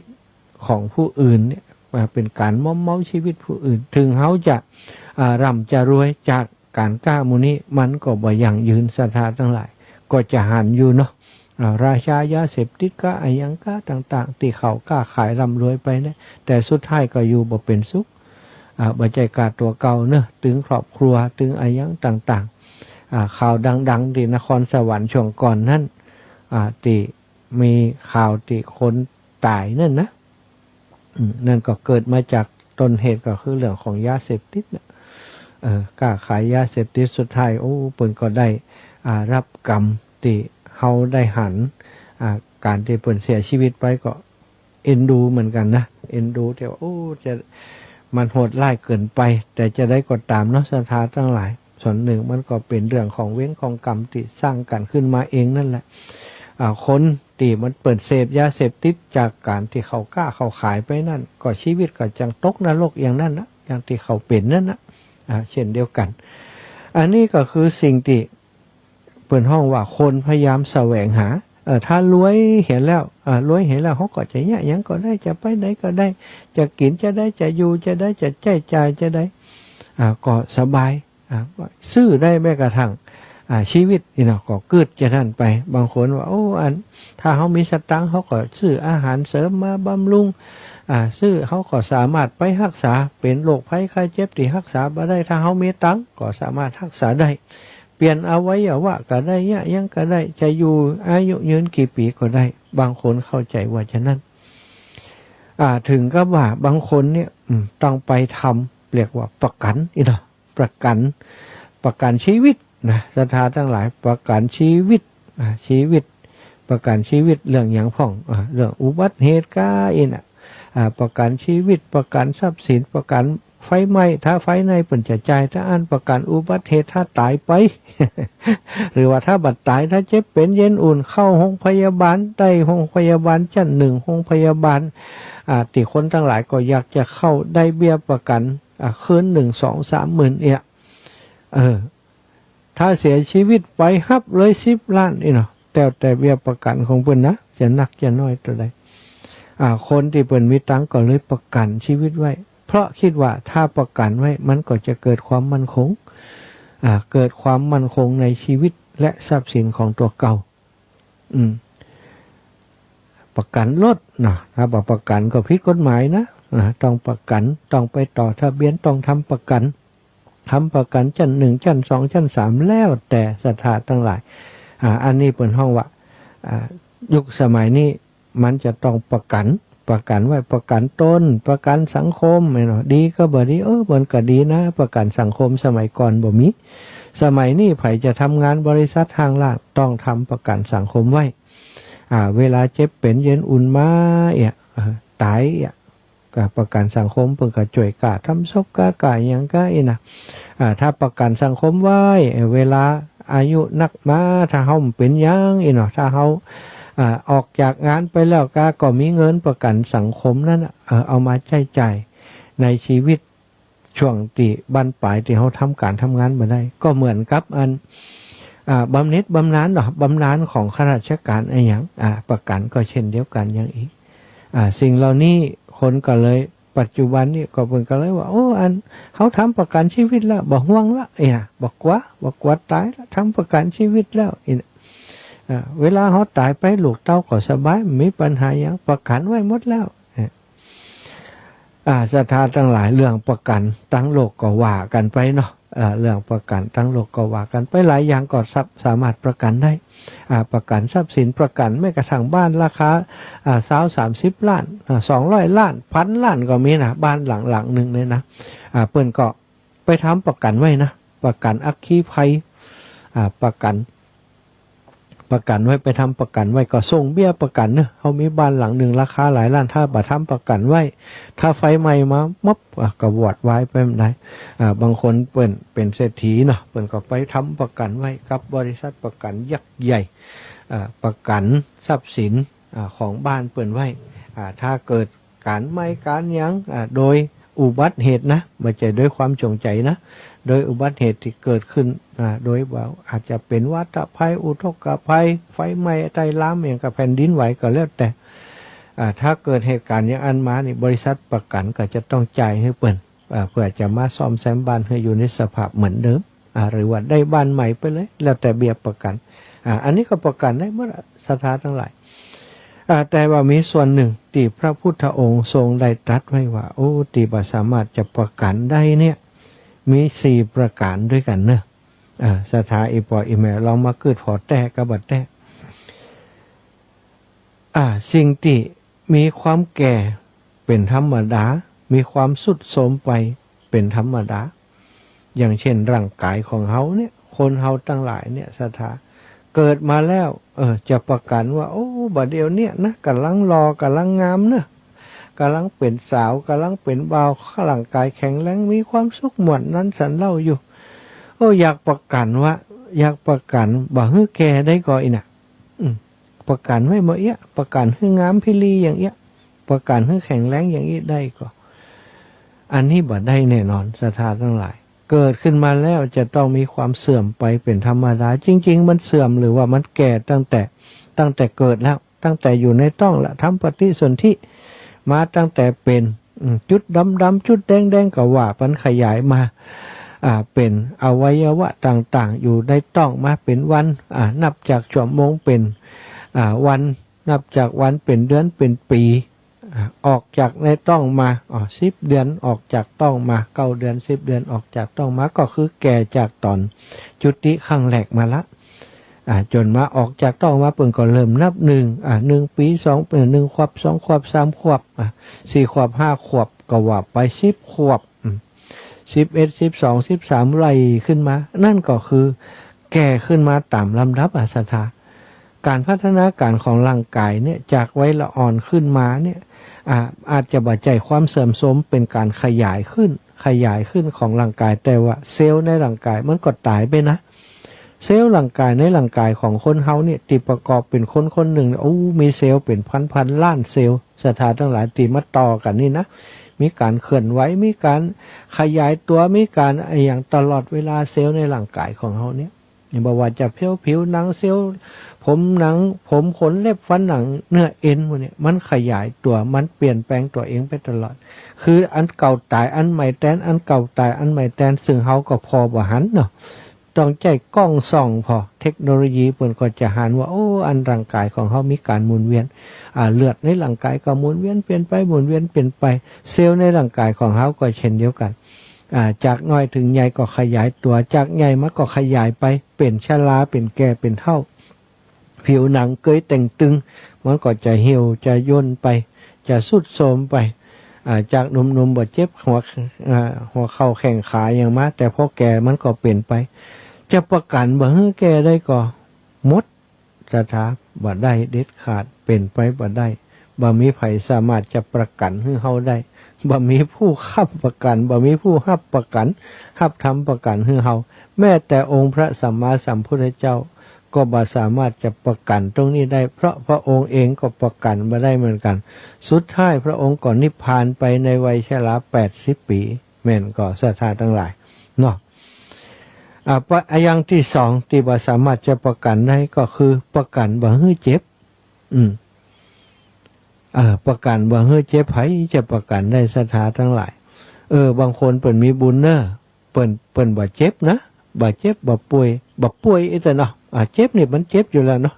เจ็บหัวเข่าแข้งขาเนี่ยโดนมีดบาดฝ้าบาดโดนบุบโดนตีโดนนั่นโดนนี่ก็เจ็บอ่ะคนเจ็บก็มีแต่ป่วยนี่กะสถาบางคนเนี่ยคนเฒ่าคนแก่อีแม่บอกเคยไปหาหมอเลยนะบอกเคยไปโรงพยาบาลเลยนะถามว่าป่วยผมก็มวยผมก็ไม่เป็นไข้ผมก็เป็นก็ธรรมดาเลย มันก็เป็นนั่นแหละแต่ว่าอันป่วยเนาะการเจ็บการป่วยบางครั้งมันบ่นักหนาถึงครับจะไปโรงพยาบาลแต่ก็มีได้นะผู้เฒ่าแก่บางคนเนี่ยแม่มอนอาตมาเนี่ยได้ไปโรงพยาบาลโดยเปิ่นเตื่อเพราะไอ้อย่างฮู้ก็ประตูนิบมือเจ็บเป็นเย็นอุ่นอย่างบ่มีใครนี่ถ้าถามหาแม่มอนจะไปหาหมอนี่นะกินยาคนเดียวยาสมุนไพรนั่นนะที่หาได้ตามบ้านตามจองมาอันใดเข้าโรงพยาบาลตอนอายุ80-90ประตูนิบมือ มือแตกเข้านิบคนเดียวประกันบ่ให้เจ็บบ่ให้ป่วยได้ก็บ่ได้แน่นอนความเจ็บนี่มาหาเฮาถ้าจะว่าไปมาหาถึงวันสถานทั้งหลายความเจ็บความป่วยเนาะเจ็บปวดร่างกายเจ็บน้อยไปถึงเจ็บใหญ่เนาะเป็นอุบัติเหตุบาดแผลชะกันก็เป็นได้กันทุกคนจะประกันบ่ให้เจ็บบ่ให้ป่วยนั้นเป็นไปบ่ได้เด็ดขาดนะอันที่3ประกันบ่ให้ตายได้ก็อันนี้ก็แน่นอนที่สุดถ้าประกันได้ปฐรภัยจะรับเนาะโยมพบาลยังบ่รับนะพระอินทร์ก็รับบ่ได้เนื้อไผก็รับบ่ได้แม้กระทั่งพระอินทร์เช่นเดียวกันพระอินทร์ก็ต้องหมดบุญก็ต้องจุติใหม่ต้องมาเกิดแหมอย่างพระสัมมาสัมพุทธเจ้าก็เกิดเป็นพระอินทร์นะพระอินทร์ที่บัดเดียวนี้เจ้าสกะบัดเดียวนี้ก็จะต้องมาเกิดเหมือนกันจะมารับประกันหรือว่า ยมพบาลยมมาถูดก็เปลี่ยนไปเปลี่ยนมานะยมมาถูดเปิ่นมดเว้นมดยาเปิ่นก็มดหน้าที่เปิ่นก็ไปจุติไปเกิดก็เปลี่ยนคนใหม่ไปเป็นยมมาถูดให้ใหม่เอกก็เปลี่ยนกันไปเปลี่ยนกันมาคนหมู่นี้จะมาหับประกันค้ำประกันความตายให้เฮาได้ก็บ่ให้เฮาตายนี่เนี่ยบ่ได้ศรัทธาทั้งหลายบ่มีไผจะเนี่ยได้ข้อที่สี่ สิ่งที่ประกันบ่ได้ข้อที่สี่ก็คือความชั่วว่าประกันว่าทำความชั่วแล้วบ่ให้มีความทุกข์ได้ก่ออีนะศรัทธาทั้งหลายบ่ได้คนทำความชั่วจะได้ก็ต้องทุกข์ทุกข์ตั้งแต่กึดพุ่นละเนาะกึดจะฆ่าเขากึดจะโกงเขากึดจะอย่างตั้งหลายเนี่ยโอ้กะกึดกะวางแผนมันก็นอนบ่หลับแล้วลูกก็กึดไว้ถ้าเขาจับได้จะเนี่ยจะได้แต่ว่าความแค้นมันหนักหนาความโกรธมันหนักหนาความโกรธความเกลียดความอาฆาตมันไล่มันนักบ่สามารถจะสลัดมันออกมาได้กลายเป็นไปสุดท้ายก็คือไปฆ่าเปิ้นไปจ้างฆ่าของอย่างอีเป็นต้นอันนี้คือทำความชั่วทำว่าทำความชั่วแล้วจะบ่ให้เป็นทุกข์ได้ก่อยเนี่ยเป็นไปบ่ได้ศรัทธาทั้งหลายอันนี้ก็คือสัจธรรมเนาะที่พระพุทธองค์เปิ้นตรัสไว้ว่าสี่อย่างเนี้ยที่บ่สามารถจะประกันได้ประกันบ่ได้ทุกคนเป็นไปตามนี้หมดกฎไตรลักษณ์ก็คืออนิจจังทุกขังอนัตตากฎธรรมชาติข้อนี้บ่มีไผจะล่วงพ้นไปได้เขาเกิดมาจากน้อยถึงใหญ่มามีความเปลี่ยนแปลงตลอดอีพ่ออีแม่ทั้งหลายฉะนั้นในฐานะที่เขาเป็นชาวพุทธเนาะนับถือพระธรรมคำสั่งสอนนับถือพระพุทธศาสนาเนี่ยหลักคำสอนก็อยู่ที่นี่เนาะอยู่ที่อนิจจังทุกขังอนัตตาเนี่ยทุกอย่างเป็นอนิจจังบ่เที่ยงต้องมีแก่มีเสื่อมโทรมต้องมีการพลัดพรากจากของรักของชอบใจเป็นธรรมดาบ่มีไผจะล่วงพ้นสิ่งเหล่านี้ไปได้บ่มีไผจะมาค้ำประกันเฮาได้ว่าเฮาจะบ่แก่บ่สุดโทรมบ่เจ็บบ่ป่วยจะบ่ตายทำความชั่วแล้วจะบ่ได้ความทุกข์ประกันให้บ่ได้เพราะฉะนั้นถ้าเฮาบ่ต้องการมีความทุกข์เขาก็ต้องบ่ทำชั่วเนาะอย่างพระพุทธเจ้าเปิ่นบอกสั่งสอนสาวกทั้งหลายจนมาถึงหมู่เฮาเนี่ยบอกว่าให้ละกรรมดำทำกรรมขาวทำจิตใจให้สะอาดบริสุทธิ์อันนี้ก็คือจะทำให้เฮาพ้นความทุกข์บ่ต้องทำประกันเนาะแล้วทีนี้เปิ่นบอกว่าทำที่น่าปรารถนาเนี่ยมีอยู่5อย่างมีอย่างพ่องศรัทธาทั้งหลายสิ่ง5อย่างนี้จะได้ก็ตามทุกคนปรารถนาหมดเนาะทุกคนปรารถนาหมดบ่มีไผบ่ปรารถนาเนอะธรรมะ4-5ประการนี้เป็นสิ่งที่ชอบใจของคนทั้งหลายคนทั้งหลายนี่ปรารถนา5อย่าง5ประการนี้ในกรรมอนุโมทนาบุญก็ในกรรมฮือศีลฮือปอนของพระสงฆ์องค์สังฆเจ้าจะมีกรรมหมู่นี้อยู่ในหันเนาะอายุวันนะสุขะพละปฏิภาณธนาสารสมบัติเนี่ยศรัทธาเคยได้ยินเนาะเปิ้นบอกว่าสิ่ง5ประการเนี่ยเขาเป็นพุทธสาวกบอกควรจะอ่อนวอนขอคือข้อที่1เรื่องของอายุเรื่องของอายุว่าโอ้เขาไข่มีอายุยืนเขาอ่อนวอนเนาะสวดมนต์อ่อนวอนขอให้ข้าพเจ้ามีอายุยืนเด้ออีเนาะถามว่าได้ก็อีนะข้อนี้พระพุทธองค์บอกว่าบ่ใจหน้าที่ที่เขาจะไปอ่อนวอนศรัทธาทั้งหลายถ้าหากเขาต้องการมีอายุยืนสิ่งแรกที่เขาจะต้องทำก็คืองดเว้นการฆ่าสัตว์ตัดชีวิตการเบียดเบียนชีวิตของสัตว์อื่นสัตว์เล็กสัตว์น้อยตั้งแต่สัตว์เล็กๆน้อยๆที่เขามองบ่หันเขาก็ปรารถนาจะเบียดเบียนเปิ้นบ่มีเจตนาที่จะฆ่าเปิ้นก็คืองดเว้นการฆ่างดเว้นการฆ่าแต่ว่าประกอบจิตใจไปโดยเมตตาธรรมประกอบจิตใจไปโดยเมตตาพรหมวิหารปรารถนาดีต่อสัตว์ทั้งหลายสัตว์ทั้งหลายเกิดแก่เจ็บตายโดยกันขอให้ตันมีความสุขปรารถนาจะให้สัตว์อื่นมีชีวิต มีอายุอย่างยืนว่าเบียดเบียนเขาอย่างเงี้ยมันก็จะทำให้เขาอายุยืนซึ่งในเรื่องนี้เนาะก็อย่างในเรื่องที่ท่านมาในธรรมบทมาในธรรมบทก็มีเรื่องอยู่ว่าท่านพระสารีบุตรเนี่ยเป็นพระอุปชาของสามเณรความจริงหลายรูปนะสามเณรลาหุนก็ท่านพระสารีบุตรเนี่ยเป็นพระอุปชาบวชให้เป็นตีพระวิหารเชตวันพรรษาที่5ของพระสัมมาสัมพุทธเจ้าเนาะก็ได้บวชสามเณรลาหุนที่เชตวันเมืองสาวัตถีซึ่งท่านพระสารีบุตรเนี่ยท่านบวชสามเณรหลายรูปหลายองค์ด้วยกันสามเณรสังคิจจะ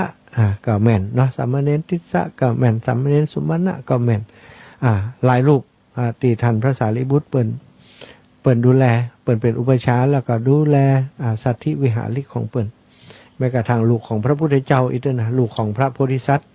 พระเจ้าชายสิทธัตถะพระราหุลก็บวชกับท่านพระสารีบุตรแล้วก็มีสามเณรอยู่รูปหนึ่งเนาะใน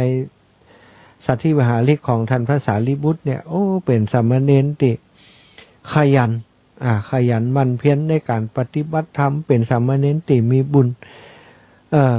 ก่อนเข้ามาบวชใหม่ๆเนี่ยมีสง่าราศีผิวพรรณวรรณะผ่องใสขยันสั่งสอนอย่างก็จำดีแล้วก็วัดปฏิบัติบ่ขาดตกบกพร่องจ่วยดูแลปฏิบัติปัดปูถูดูแลเสนาสนะของครูบาอาจารย์หำเฮียนตามเวลาชอบในการทำสมาธิภาวนาอยู่ตลอดพระสารีบุตรก็เมตตาสามเณรรูปนี้สั่งสอนทุกสิ่งทุกอย่างไปก็อยู่ด้วยกันมาหลายเดือนหลายปีก็มีอยู่วันหนึ่งท่านพระสารีบุตรก็หันว่าวันนี้สามเณรจะได้มีผิวพรรณวรรณะที่หม่นหมองไปหน้าตาก็ดูบ่ผ่องใสเหมือนกับมีอย่างอึมครึมอยู่ติดตัวของสามเณรก็เลยพิจารณาไปมองไปโดยญาณอิทธิฤทธิของเปิ้นมีญาณเนาะเปิ้นเป็นพระอรหันต์ที่ประกอบไปโดยปฏิสัมภิทาสี่ก็คือสามารถมองหันอนาคตอะไรตรวจสอบจัตตาของลูกศิษย์เปิ้นได้ก็พอว่าสามเณรรูปนี้ความมรณะภัยมาเบียดเบียนเปิ้นแหม7 วันเปิ้นจะตายแล้วนี้แหม7 วันเปิ้นหมดอายุไขแล้วพระอรหันต์กับความตายนี่เปิ้นบ่ได้แยแสนะศรัทธาทั้งหลายเปิ้นคิดว่าความตายเนี่ยเป็นรางวัลด้วยซ้ำไปเปิ้นก็บ่ได้สนใจอย่างเปิ้นก็ฮู้ว่าสามเณรจะสิ้นอายุไขรับทราบแล้วแต่ว่าด้วยความเมตตาที่มีต่อสามเณรนี่ก็เลยห้องสามเณรมาหาแล้วก็บอกว่าก็ถามว่าช่วงนี้จะได้เนาะสามเณรก็เราก็สบายดีครับอาจารย์บ่มีหยังรู้ครับแต่พระสารีบุตรก็บอกคือว่าสามเณร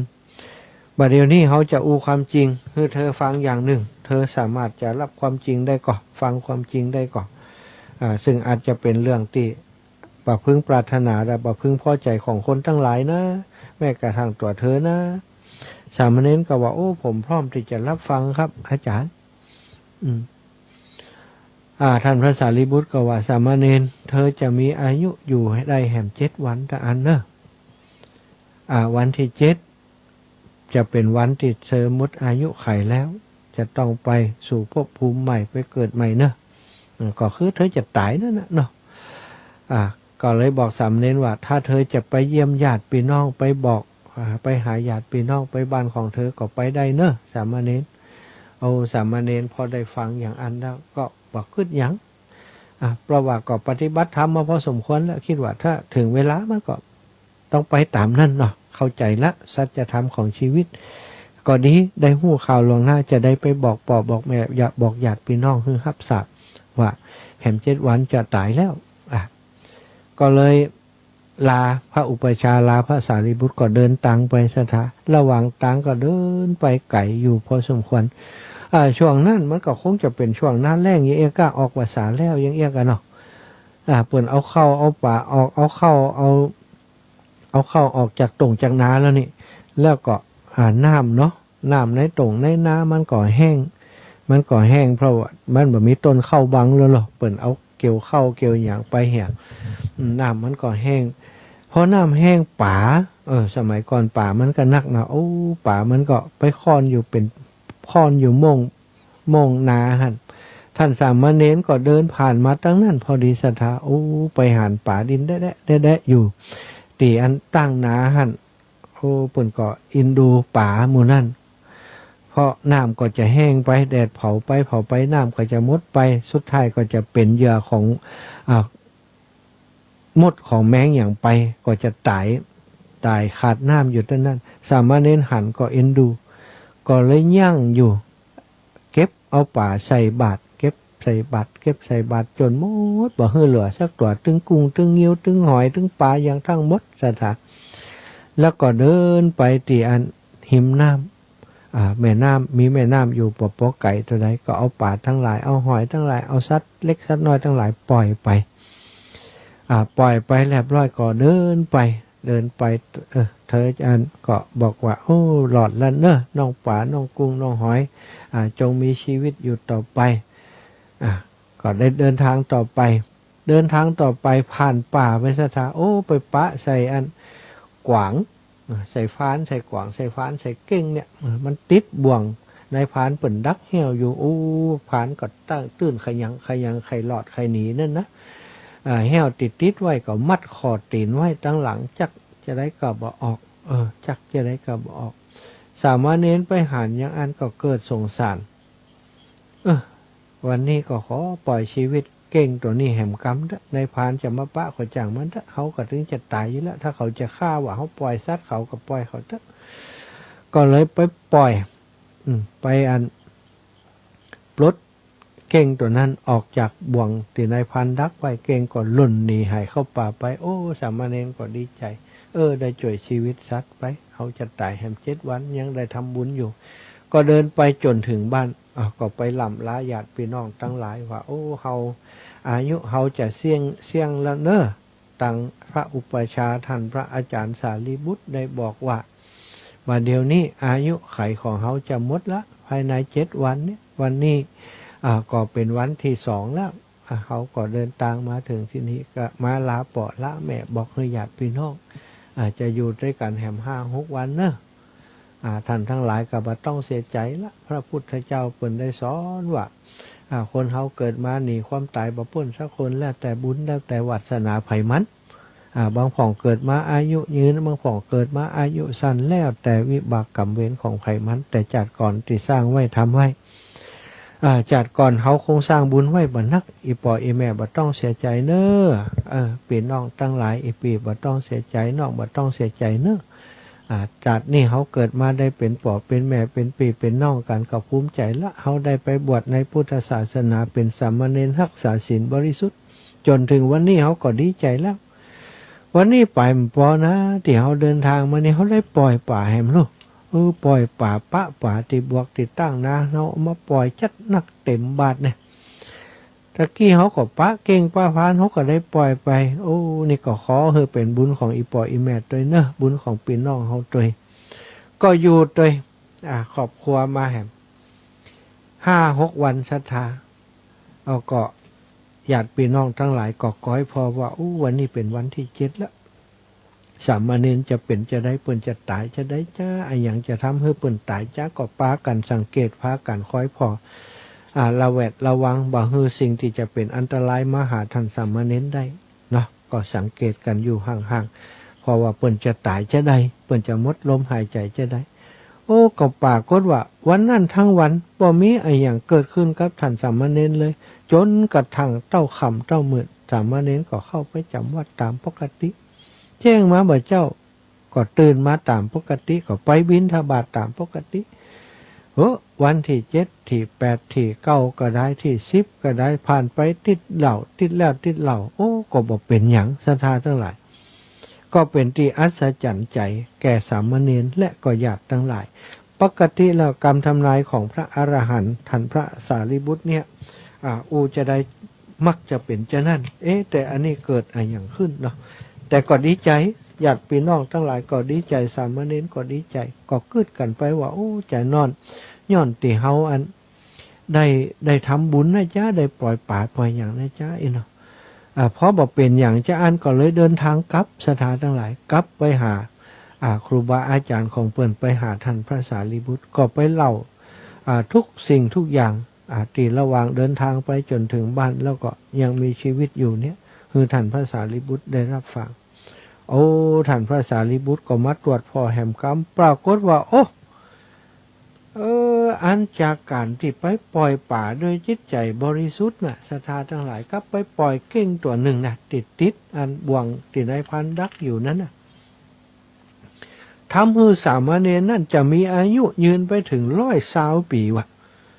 ที่ท่านพระสารีบุตรได้ตรวจดูข้างใหม่นี่นะโอ้ก็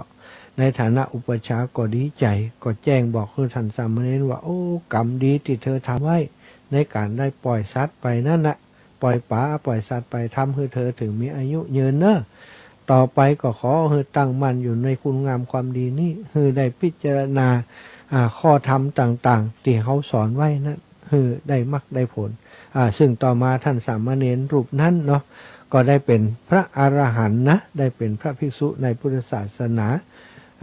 สามเณรที่เป็นพระอรหันต์เนี่ยจะได้รับการยกฐานะคืนเป็นพระภิกษุโดยอัตโนมัติหลายรูปเนอะสถานทั้งหลายที่พระพุทธเจ้าพระองค์ทรงแต่งตั้งว่าเป็นพระเถระใดนั้นน่ะก็เป็นอีกรูปหนึ่งเนาะที่เป็นหลักฐานยืนยันได้ว่าโอ้การที่ให้ชีวิตกับคนอื่นงดเว้นการข้ามเพราะการให้ชีวิตการปล่อยสัตว์อย่างต่างๆการเบียดสัตว์ทำให้อายุยืนเนอะแล้วก็อีกข้อที่2ที่บอกควรจะอ้อนวอนก็คือ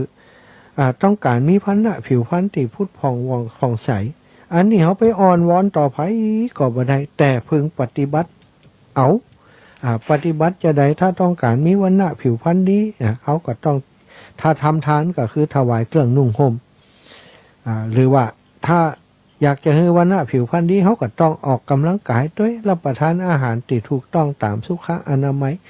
กินพืชผักผลไม้กินวิตามินซีอย่างนี้เป็นต้นก็จะทำให้เขามีวรรณะสดใสแต่ถ้าเขาไปอ้อนวอนขอสวดอ้อนวอนขอเปลี่ยนไปบ่ได้ติดจะทำให้เขามีวรรณะผ่องใสขึ้นมา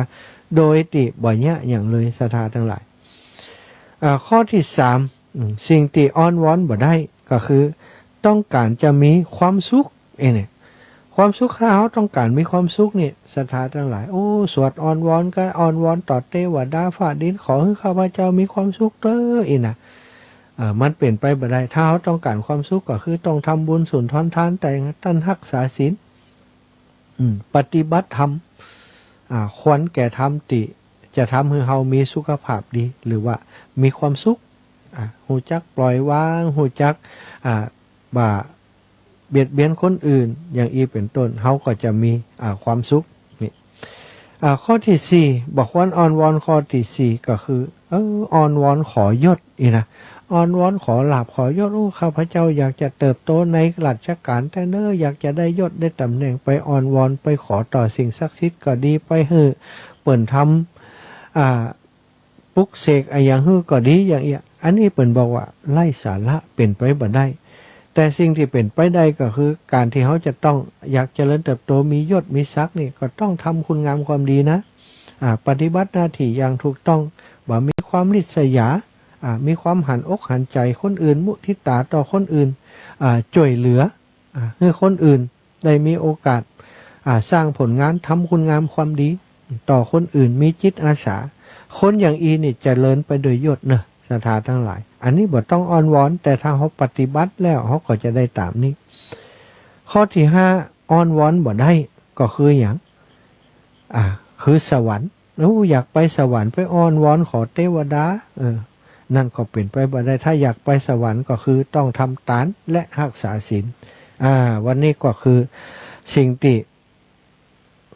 ที่ประกันบ่ได้4ประการเนาะประกันบ่ให้แก่บ่ได้บ่ให้เจ็บบ่ให้ตายบ่ได้ประกันทำความชั่วแล้วจะบ่ให้เป็นทุกข์บ่ได้4อย่างด้วยกันศรัทธาและสิ่งที่อ้อนวอนขอบ่ได้ก็คือขอให้มีอายุยืนขอให้มีวรรณะผ่องใสขอให้มีสุขะมีความสุขขอให้มียศขอให้ได้สวรรค์นี่ขอบ่ได้ต้องปฏิบัติเอาเนาะทุกอย่างมีเหตุมีผลนะศรัทธา ตามหลักของพุทธศาสนาเฮาเอาละตอนนี้เนี่ยก็ได้เวลาถึงเวลาเติงเวลาที่จะเปิดโอกาสให้ศรัทธาญาติโยมได้โทรเข้ามามาจากกันเวลาประมาณ10 กว่านาทีหน่อยๆเนอะเอาใครจะโทรมาก็โทรมาหากันได้เอาที่เบอร์0808844173เนอะ0808844173เนาะพี่น้องลำปางตะกี้เขาปะกันแล้วเนาะชั่วโมงแรกนะปะกันชั่วโมง19 นาฬิกาถึง20 นาฬิกาจะเปิดโอกาสให้พี่น้องตั้งเชียงใหม่พ้องเนาะเชียงใหม่เชียงรายแม่ขาจานนะแต่แม่ขาจานเรดิโอมีคนฟังอยู่ก่อนโยมแม่ตะกี้โยมแม่ตีเวียงเป้าเชียงรายนะ โทรศัพท์เป็นจะได้มั่วโทรศัพท์ของเฮาลักโทรไปหาเปิ้น อีแม่ก็บอกว่าโทรศัพท์ท่านขึ้นที่อีแม่นี่บอกว่าท่านพยายามติดต่อแล้วก็อันติดต่อบ่ได้คือแม่โทรกลับด่วนอีนะท่านโทรมาก้าอีนะโอ้บ่ได้โทรนะแม่โทรศัพท์มันจะถ้าจะโทรคนเดียวเนาะบางครั้งบางทีมันไปจิไปต่ำใช่อย่างเปิ้นบ่ฮู้นะสถานทั้งหลายเทคโนโลยีบทเดียวนี้มันก็มีไปของมันเนาะโทรศัพท์นี่นะบางแถมมือลั่นอีนะเปิ้นว่าเอาละใครจะโทรมาก็โทรเข้ามาเด้อ0808844173 0808844173ถ้าบัดโทรมาคนลำปางอย่าโทรนะ พี่น้องตังเวียงเป่าพี่น้องตังเชียงหายพี่น้องตังเวียงสาเนาะเวียงสาน่านเมืองแปะก็มีสถานีเปิดแห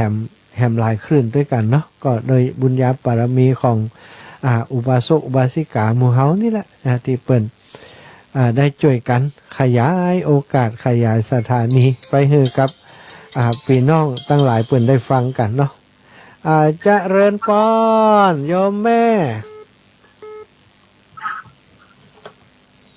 เลือนล่ะอู้เลยอีแม่เจ้าชัดดีเนาะตุตัดอีหยังฮะกะ โยมแม่เลือนครับแล้วนะบ่ได้ยินเสียงแม่เจ้าแม่เสียงมันอดอัดอ่ะ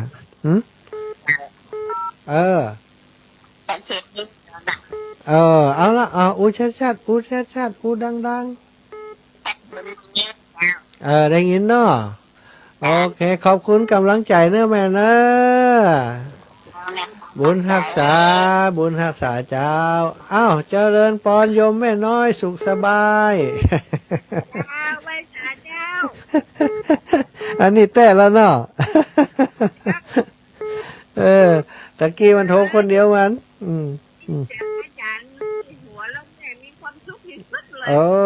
ดีละขอบคุณอีแม่เนอะคือกำลังใจกันเนาะแม่เนาะ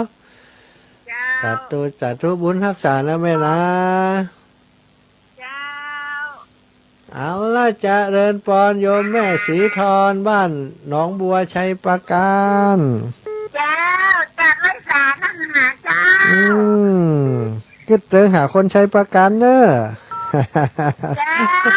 วันใดจะได้ปะกันเนาะเจ้าโยมแม่บุญรักษาเนอะแม่เนอะแม่สีทรนะจ๊ะเจ้าโยมแม่สีทรบุญรักษาแม่ที่ตามตลอดนะเจ้าสาธุเจ้ากำลังใจก็ไม่ท่านมาหาจ้าแม่บุญรักษาแม่เด้อเจริญพรต่อไปโยมแม่แก้วพญาสมเจ้าแม่ได้เลยเจ้าเด็กแก้วเนอะเจ้าแม่ฟังชัดดีเนาะแม่สายบุญเนาะแม่สายเชียงรายเนาะเป็นกำลังใจเนอะสาธุขอบคุณกำลังใจจากแม่เด้อบุญรักษาขออนุญาตรับแหมสายเนอะแม่เนอะขอ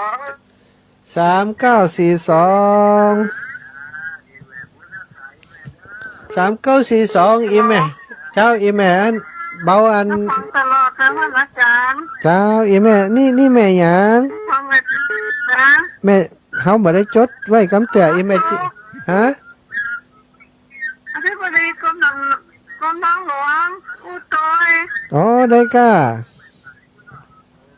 จะฟังตลอดนะ โอ้ อาจารย์ เจ้าอีแม่อธิบดี ไม่ต้องหาอาจารย์สักเสื้อ โอ้เจ้าดี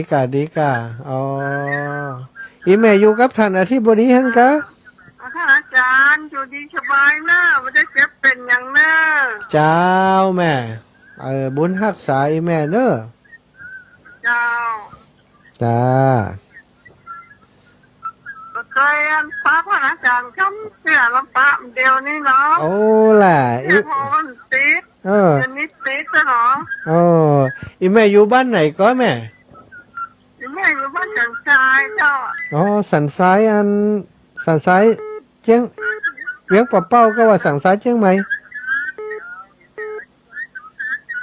บ้านจันทรายเจ้าตำบลปังยิ้วอ่ะ อ๋อ เจ้า สันซ้ายปังยิ้วเจ้าโอเคอีแม่บุญรักษาเนื้อแม่เน้อ เจ้า ขอบคุณอีแม่หลายๆเอาละขอฮับสายแฮมสายหนึ่งเอาแม่อุ้ยแก้ว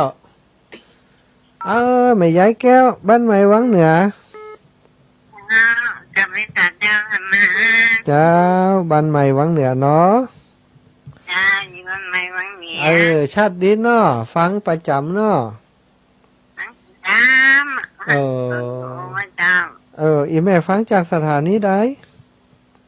ของงานผลไม้สวนในอันลงเจ้า โอ้ดีเด้ออนุโมทนาบุญกับเปิ้นเนาะแม่เนาะ เจ้า สาธุสาธุ ขึ้นบนไปไก่เจ้า โอ้ดีดูโอ้ดีละเอาละบุญรักษาอีแม่เด้อเจริญปอนเอาโยมแม่ไรแม่ไรอยู่กออยู่ในสายกอ ฮัลโหลเจ้า จ้า ไปต่อเจ้าท่านมหา เจ้าอีแม่สบายดีเนาะ จะโทรตั้งแต่ตอนทุ่มปลายนะโทรประทันเจ้า อ๋อ ว่าเป็นหยังโทรเวลาที่ก็ได้เพิ่นจะได้ฮู้อะ ไก่เด้อ สาธุอีแม่สาธุเด้อ จ้า จ้าบุญรักษา9134ไขจ้าจากไหนเอ่ย9134เบาวิทยุกรรมและพังตังเพเนออีแม่บอกจื่อกรรม9134ตะเกียไผเอ่ยเฮารับสายแล้วนะ ด้วยสายเจ้า เจ้าอีแม่จากไหนเจ้า บ้านดอยสะเก็ดตำบลเม็ดปงอำเภอดอยสะเก็ดเจ้า โอ้ดอยสะเก็ดพี่น้อดอยสะเก็ดอีแม่ จิ จิ จารย์ได้ทอดนะเจ้า โอ้ วันดี ขอบคุณหลาย เจ้า อีแม่ชื่อหยังจดชื่อไว้จิอีแม่ชื่อหยัง